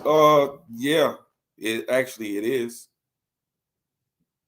We're not speaking the language of our forefathers, and we actually have a very different vernacular. And it's based on physiology, it's based on our makeup, it's based on the sizes of our noses, it's based on the sizes of our lips. The way that we speak oftentimes is based on that. It is. There's scientific study to prove that. You know, they're always trying to fail us on the way that we speak. Right? So that's very part of what the white hegemony does to suppress Black folks, because we don't talk like how they talk. So I'm absolutely equating grammar, proper grammar, with whiteness to a degree. I absolutely am doing that.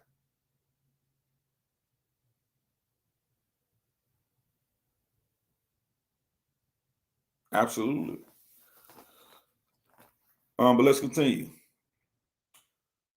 The top 4 myths about Black marriage. Tolson and Marx found that, watch this, found that 75% of Black women marry before they turn age 35, after examining census data from 2005 to 2009.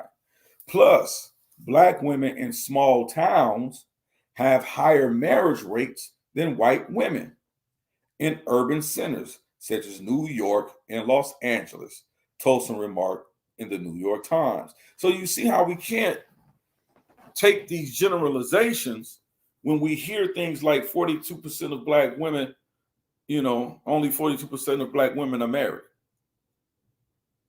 right? We can't take those blanket statements as we're often given those sound bites we see in the media, oftentimes, things that are being used against us. We can't turn around and use those things without vetting those sources and go and digging deeper and see what the information and what the studies are actually showing. Because when we don't do that, we simply perpetuate their lies. So we have to be cognizant of that. We have to definitely be cognizant of that. And that's all I'm saying, people. I'm not placing blame on black women. I'm not placing blame on black men. I'm saying black women know what they're responsible for. Black men, you know what you're responsible for. You know what you're doing. Ain't nobody got to tell you. You know what you're doing. You know what you're doing, and you know what you're doing. If it's wrong, stop it. You know what you're doing.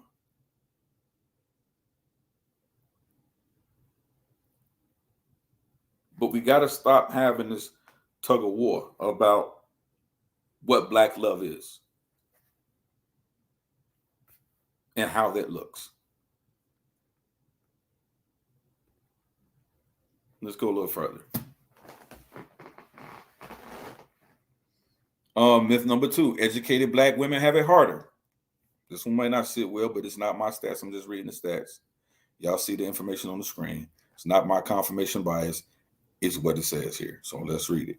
Among black women, 70% of college graduates are married by 40, whereas only about 60% of black high school graduates are married by that age. Tara Parker Pope of the New York Times reported, right? Now, it says the same trend is at play for black men.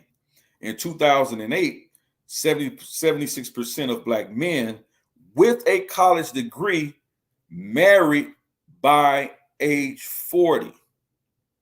In contrast, only 63% of black men with just a high school diploma tied the knot. So education increases the likelihood of marriage for both black men and women. 70% of black women, 70% of college students are married by 40, whereas only 60% of black high school graduates are married by that age. This is why it's so important that we get the narratives right.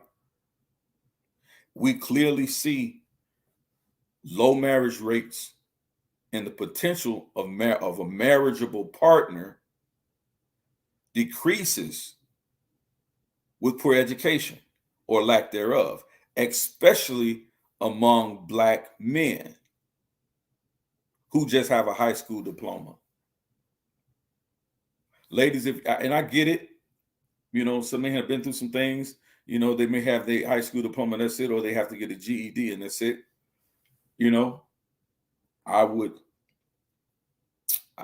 That just means he has to work a lot harder to convince you to go into that wilderness when it's time for them to separate.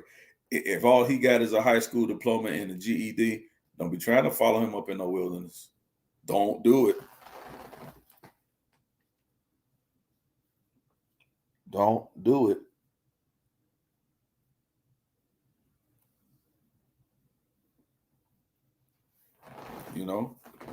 We have to be very clear and cognizant. Put these things in a perspective, right? We're dealing with the top 4 myths about black marriage. That was just myth number 2. In case you missed it, the first one is black women don't marry. That's the first myth. The second myth is educated black women have it harder. That's another myth. That's number 3. Rich black men marry out or outside of their race. And I know this has been a hot button topic for a lot of people, but let's get into it. Let's see what it says. I didn't write it, family. I'm just giving you the information, right? Check my sources. I have them up on the screen. By analyzing census data, Tolson and Marks found that 83% of married black men who earned at least $100,000 annually got hitched to a black woman. 83%. So when folks tell you it ain't no men out here that's working hard or making a dollar, or more than $1, they got more than 2 nickels to rub together,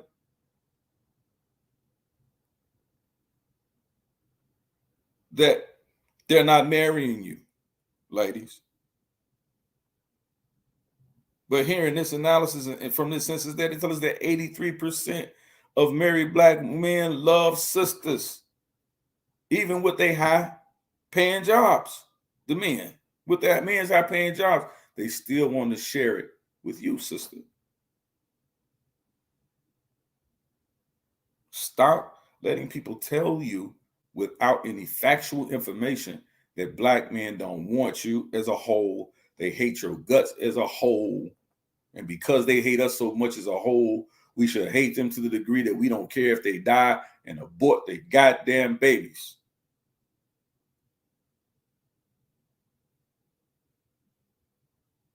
Stop letting them run with that narrative and try to support it with this false approach to how they present this information. It does not exist.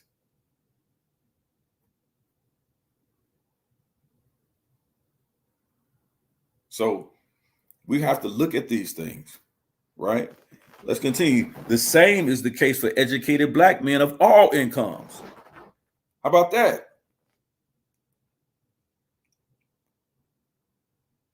The same is the case for educated black men of all incomes. They want 85% of black male college graduates married black women. Who's telling y'all anything other than that? And if they are telling you anything other than that, ask them why. And then ask them to prove it.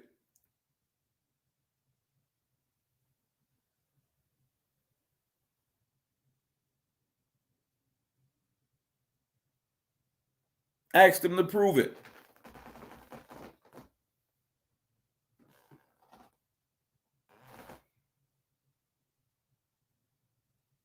Generally, listen to this, people. And I got the source on the screen, the citations on the screen, people. I'm not making this up. I'm not saying this to create a narrative. I'm saying this to actually bring the facts that when people that you can see right now, that even if you can't take notes right now, you can go back and pull up this video and go through this section by section. And when you hear that foolishness that you know that doesn't line up with this, take both pieces of information, line them up next to each other, and see which one pans out. Honestly.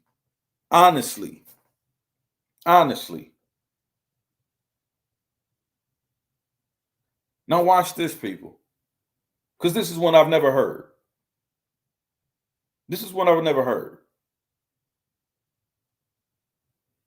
Generally, 88% of married black men, no matter their income or educational background, have black wives. Who ain't marrying y'all?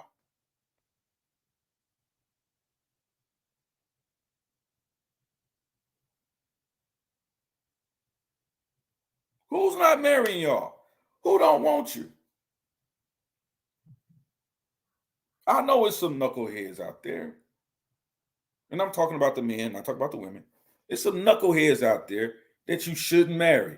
It's some knuckleheads out there that are not marriageable material. It's some knuckleheads out there that shouldn't even be thinking about a wife, let alone a girlfriend.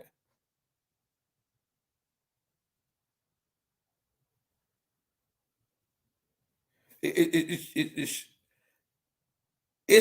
out there. But generally, 88% of married black men, no matter their income or educational background, have black wives. I've married 2 in my lifetime. One passed away after 18 years, and I've been married to my second wife. I've been married to my current wife. I don't like to say second, but I've been married to my current wife for 9 years now. 9 years. So I have more marriage years than a lot of y'all been living. Some of y'all. or more than half your lifetime, I've been married. I married my first wife. I don't want to say this, but yeah, I married my first wife at 18. And I didn't marry her because she was pregnant. She wasn't pregnant.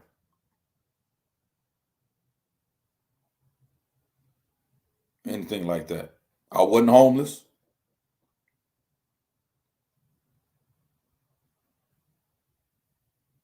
But,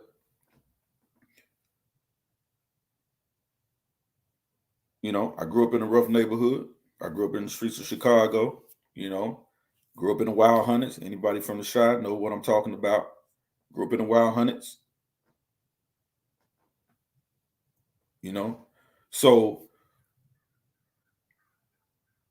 you know, I needed to change my life, right? I needed to change my life. And getting married wasn't my idea of it.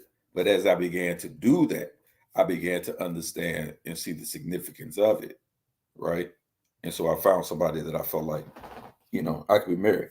Shout out to you, Imari Sweet. Married for 17 years until he passed away. Sorry to hear that. Sorry to hear that.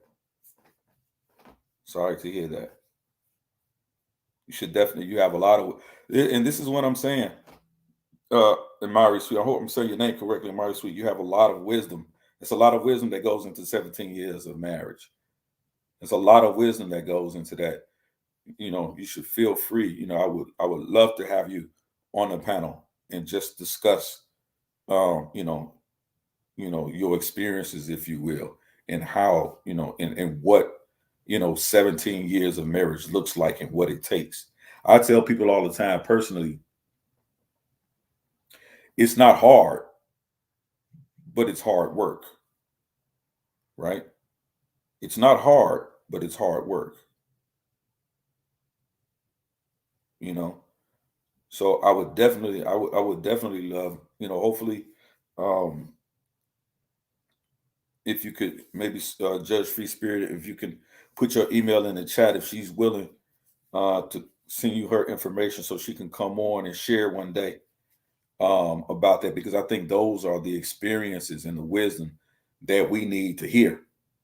You know, we need to hear that. You know, we need to hear that.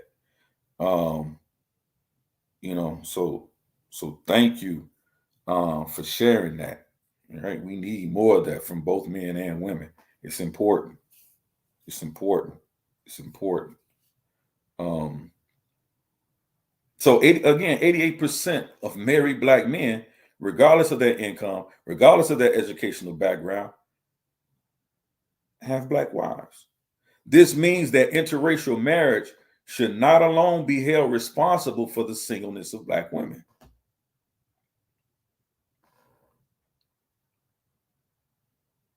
You know, there's some things that go, you know, there's a lot of different things that goes into those factors.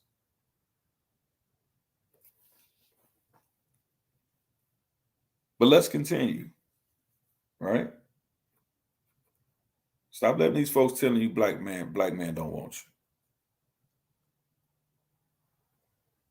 you. There's nothing that is there's nothing more beautiful. Listen, if your significant other is of another race, I'm not talking about that situation. I'm just saying me personally, you know, there's no more exquisite and more beautiful woman on the planet than a black woman. Period. More graceful, more elegant, more intelligent, more strong than a black woman. And that's a fact. That's my preference, right? But let's continue. So that was this is myth number 4. Black men don't earn as much as black women, right? It's going to be a fun one right here. It's going to be a fun one. And this is the top 4 myths about black marriage from Nettle, Nadra, Kareem, Nadra Kareem Nettle. I'm sorry. Myth number 4: black men don't earn as much as black women. Let's get into it. It says black men are more likely than black women to bring home at least $75,000 annually. Also, double the number of black men than women make at least $250,000 annually. Because of pervasive gender gaps in income, black men remain the breadwinners in the black community. This is not talking about black men being more efficient or smarter than black women. This has to do with sexism that we see against our black women when they go and as they're entering into the workforce in larger numbers. There's still a gender gap in income. There's still a large disparity in what black women are paid versus their white counterparts versus black men versus white men. So we have to be honest about what this is saying and talk about that particular part of this study, right? It's not saying at all that black men are more efficient or deserve to make more than black women in their jobs or in their places of employment or whatever that might be.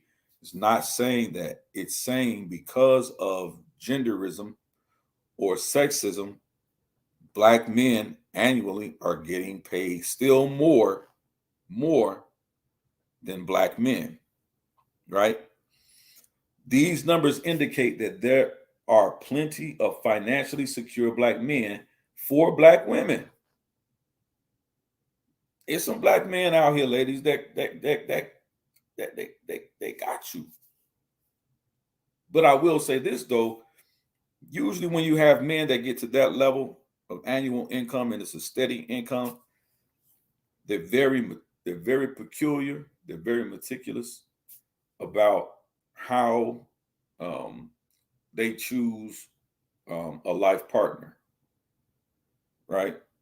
Because usually at that level they have income, they have more income investments, they're thinking more about their future and retirement.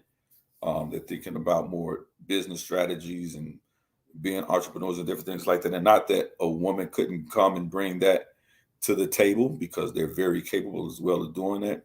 But in this particular study, why we see the large disparities usually begins with sexism. And then it says these numbers indicate that there are plenty of financially secure black men for black women. Of course, not every black woman is looking for a breadwinner. That's another caveat. Not every black woman is even seeking to be married. And that's another thing we have to talk about when we're reading these stats and these statistics and these surveys, and when it's telling us that, see, black women ain't getting married like their white counterparts, or black women ain't getting married, they're getting married at this lower percent versus this group. Well, we ain't even talked about the women that don't want to get married. I just had that someone earlier state that in the chat. I don't want to be married, and I don't want no kids. She just said that in this chat earlier.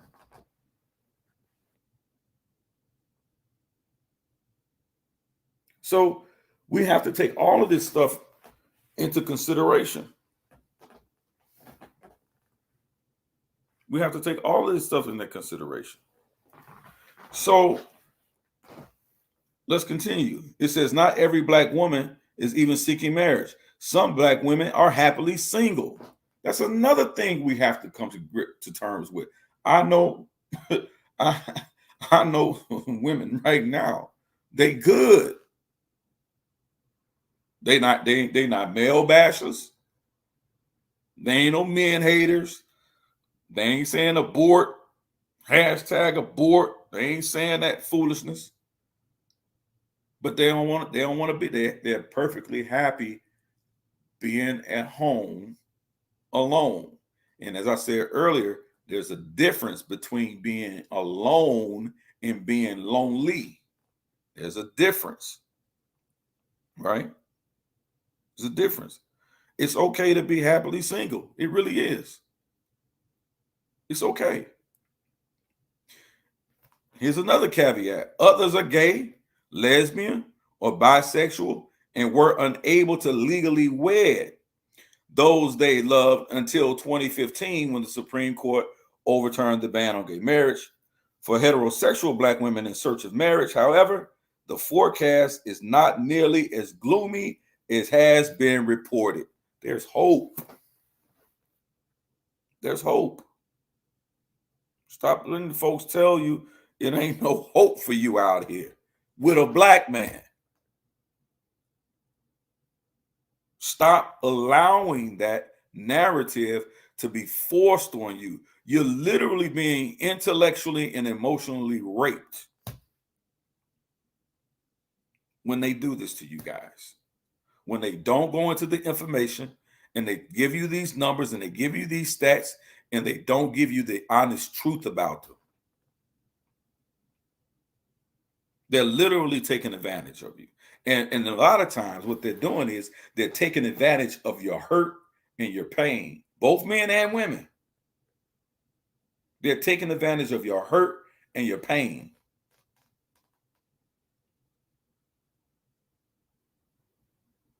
And that's not right. It's manipulative. It's evil. And it's downright diabolical. It's witchcraft. Or as Shannara would say, it's voodoo, bro. It's voodoo. All the while, they getting tips on what they should teach you about Black men from a tarot card reader sitting in the back of a Walmart parking lot, smoking a Black and Mild. Y'all got to stop that, bro. Y'all literally got to chill with that, bro. Literally got to chill with that, bro.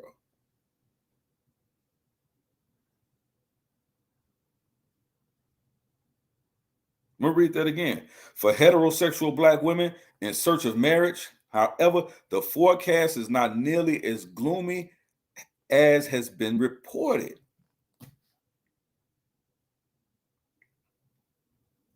Stop letting these folks roll y'all up like that. It's not right. It's not right. It's not right. Ain't nobody got time for that. Y'all need to be focusing on y'all need to be focusing on what you need, how you're gonna get it, and what you want, and how when you find you a man or find you that guy, that you're gonna be prepared and ready for him. And make sure that he's ready for you. That don't mean you gotta go, picking up everything you see, and then start with this notion about that you can go find some Negro in the alley and clean him up just to have a body laying next to you. Don't do that foolishness either. It's enough men out here. Start letting them tell you that. And I will say that whether they Black or white or whatever, I'm saying, but there's enough Black men out here for you.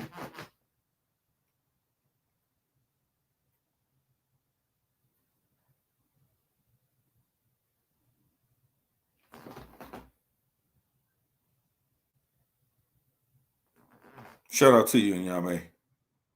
Peace, family. Economic Policy Institute. Black women's labor market. History reveals deep-seated race and gender discrimination. I don't think let me see. Okay, here we go. This is from the Economic Policy Institute. Right? Black women continue to be overrepresented in service jobs. Yeah, so, and the reason why I brought this out is because I keep hearing this argument, and it's a fallacious argument, And this is how they manipulate you to think a certain way, to make you think that you're faring better to a degree than what you really are, and that you're better off without a man, you're better off with being married, even though we've gone through the stats on this stream already that shows married couples, black couples that are married, far way better financially together than single women with children, right? So, but the reason why I brought this out is because this argument is often made, and I've seen it floating around too much, right? From the Economic Policy Institute, black women continue to be overrepresented in service jobs. So basically, when I hear you have more women than black men entering into the workforce, because women are, was black men are just lazy, and women out here getting it. And that, and we're outnumbering men in the workforce by droves. But let's look at those jobs. Let's look at them, right? Nearly a third, or 28% of black women, are employed in service jobs, compared with just 1/5 of white women. What is a service job?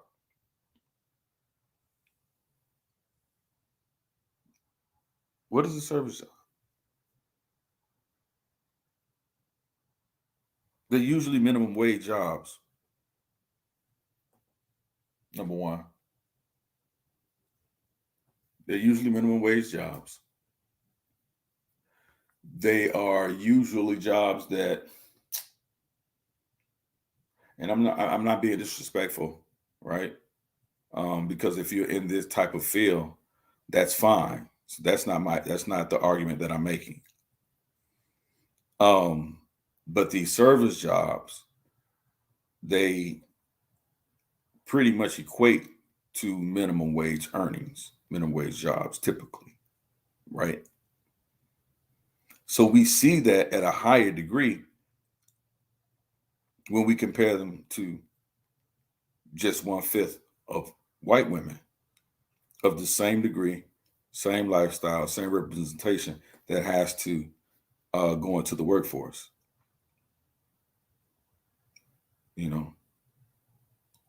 Black women have to deal with a lot more than what white women do. They have to deal with a lot more of it, right? This analysis based on the author's working paper, Black Women on the Verge, Missing Black Men and Its Impact on Black Women. And basically what this is saying is that because black men are missing, and when I say this, that's a literal statement. There, and I said this earlier in this presentation, there are millions of black men that are unaccounted for. They're not in prison. There's no death certificates for them. There's no educational records for them beyond high school.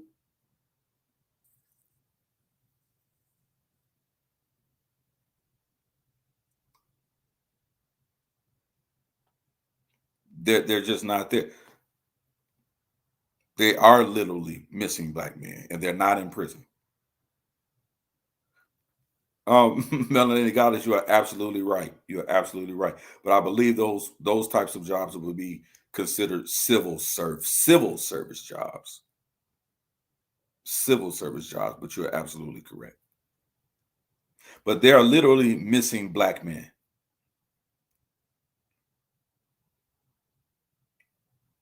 We've just recently found over the last few years that we've been finding bodies of these missing black men with the young black men, teenagers, a lot of them, young black men. They're being found with their organs missing.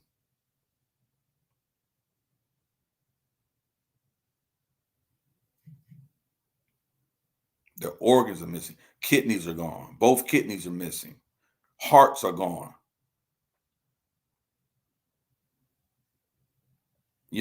Livers gone.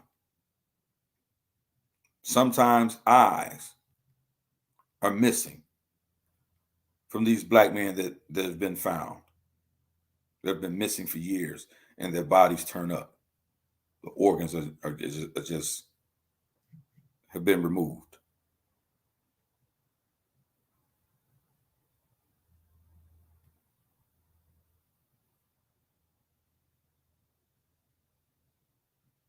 Agreed, Melanated Goddess. Agreed, agreed, agreed. So the analysis is based on the author's working paper, Black Women on the Verge of Missing Black Men and Its Impact on Black Women. What's the impact? Women have to get out here and work harder. So they have to take some of these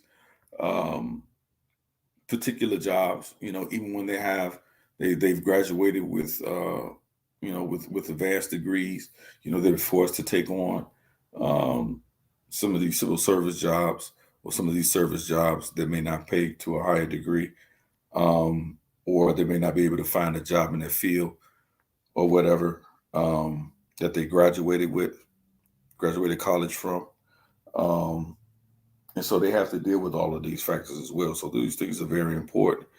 And then some of them have children, right? And so then there's no father there. There's no one there to watch the kids while mom goes to work, right? So all of these things play a part in the role in some of the negative things that Black women feel about men, So in regards to these types of issues, right? I venture to say this is where, women aren't protected, right? They're not. So, we need to be looking at that as Black men, right? Let's continue. Family, economic, and Georgia characteristics of Black families and children. I think I went through that one already. We also went through family economics, dealing with children, talking about structural racism in the United States, how it negatively impacts the nation's social and economic fabric and has been especially damaging to Black Americans, right? Structural racism is real in this country. Have to know that. Have to know that.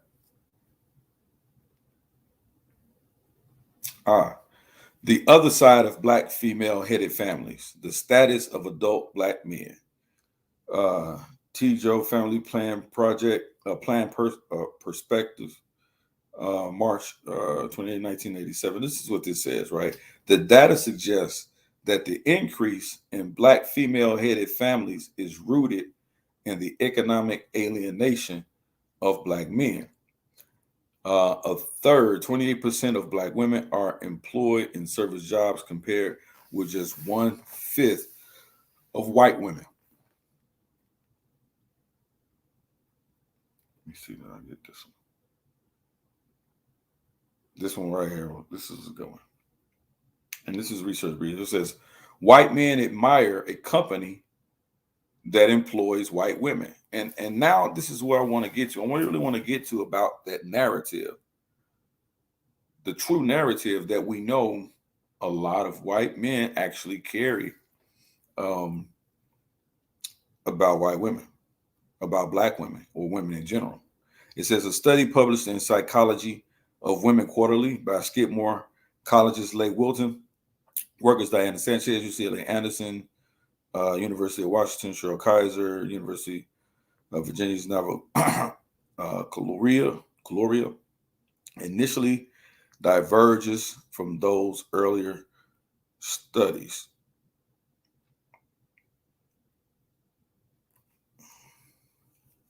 Let me go back.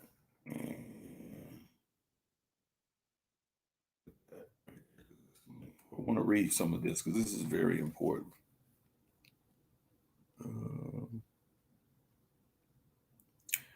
In good company when gender diversity boosts a company's reputation. Abstract. Many companies highlight their gender diversity in part of signal positive attributes about the organization. We explore whether or not advertising gender diversity improves white men's beliefs about an organization in 4 studies. We found that white men expected a company to have a more broad-minded and tolerant climate when the company noted it was gender diverse. And the gender diversity was described as including white women, as compared to when it did not address its gender diversity in studies 1 and 2 and 3. A white gender diverse organization was also viewed as more prestigious than an organization that did not address its gender diversity in studies 3 and 4. A gender diverse company that highlighted a Black woman employee did not receive the same overall reputation boost as the white gender diverse company did. Our research indicates that companies that advertise their gender diversity may receive a boost to their reputation. We suggest that this research can inform organizational efforts to address gender diversity by encouraging companies to consider the consideration of gender and race in shaping both prejudicial attitudes and the experiences of minority groups. Additional online materials for the article are available. And so basically what they're saying, when white men look at companies that are ran by white women, they see something more closely that mimics them professionally, right? They already have this perception, right? But when they look at companies that are ran by Black women, they don't give Black women that same level of respect in running that company. They treat it much more differently, and it affects it, and they meet them not just at the intersection of race, but also meet them at the intersection of gender.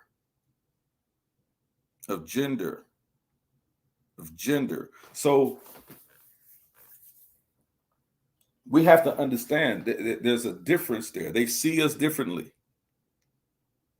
This was one of the most, I think this was a article, actually a study that they cited and that they used in the Goldman Sachs diversity issue when they were awarding African American women and small business owners money.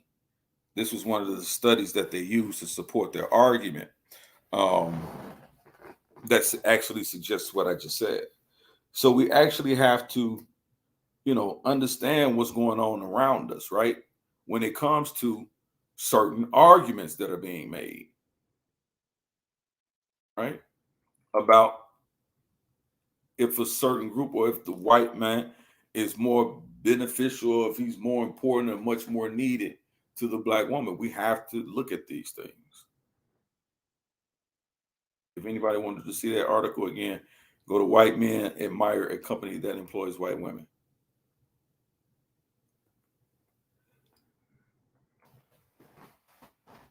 Across 4 experiments, white male respondents described a company that promoted its gender diversity as a broader minded than a company that did not advertise diversity. Just ran over that.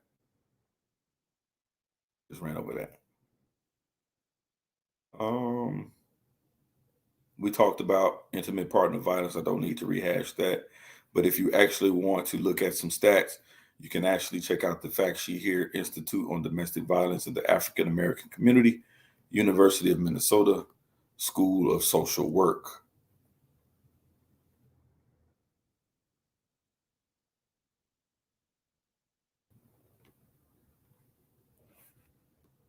So we have to look at these things.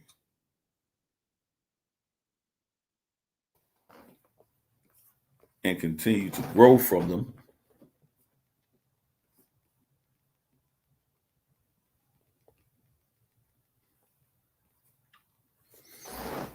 And let's not take everything on face value.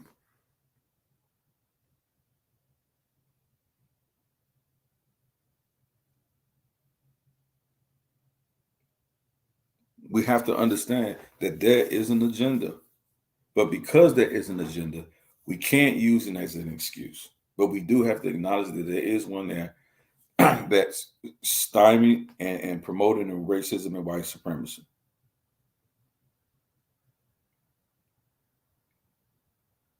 And so because of it, we have to really be cognizant of these things and how we're moving. And so what I'm going to do is get ready to close out.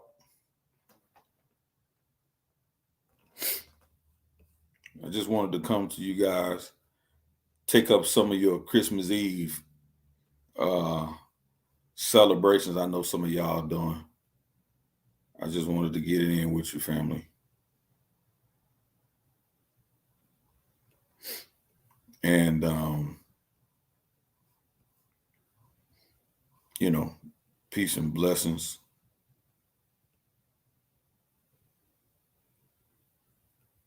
to the family. Enjoy your families.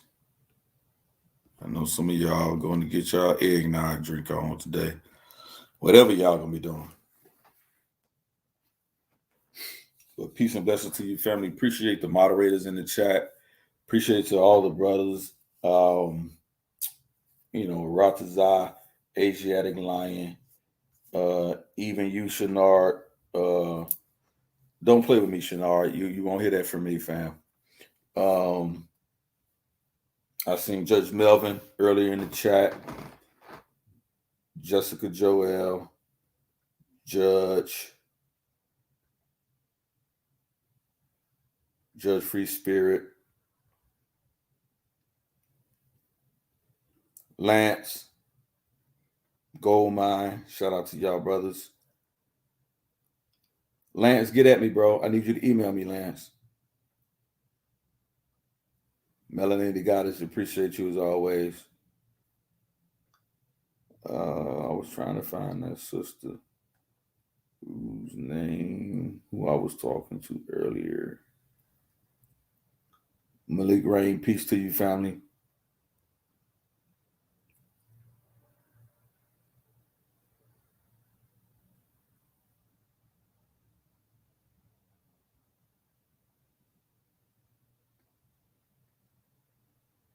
We have to see him. Can't see his name. But anyway, peace to you, family. What I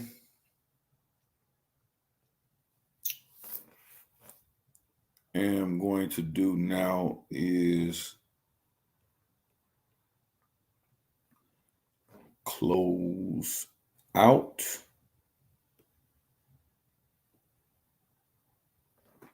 And maybe somebody will start up another stream. I do know we have a debate tonight, I believe.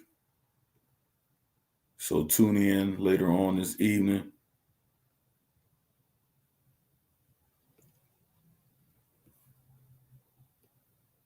Solar Vision Debate League. Please tune in. We will be getting it in with some debates. So everywhere I go, you know I got the cycle with me. And that's just how it go until my Lord and Savior get me. Y'all do know I'll always love you. Rest in peace to Whitney. My cousins got delivered, yeah, they used to push the Britney. And I remember when I couldn't even spend a penny.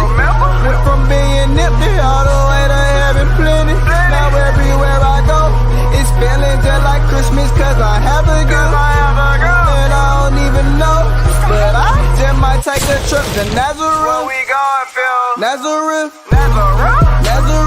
Just got back from Nazareth. Got disciple with me like I just got back from Nazareth. Got disciple with me like I just got back from Nazareth. Where we going, Phil? Nazareth. Nazareth. Just got back from Nazareth. Got disciple with me like I just got back from Nazareth. Got disciple with me like I just got back from Nazareth. Yeah, I got disciple with me. I know we be moving through the city. Got a whole team on the same damn spray. Word to the enemy, you better not play. I ain't tryna hear nothing y'all tryna say. Got God in my heart, all in my x-ray. Straight from the barn, I came a long way from coming that, hey.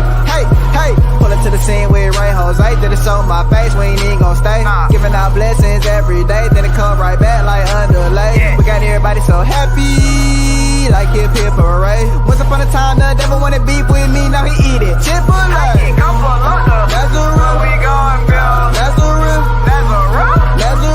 Just got back from Nazareth. Got disciple with me like I just got back from Nazareth. Got disciple with me like I just got back from Nazareth. Where we going, Bill? Nazareth.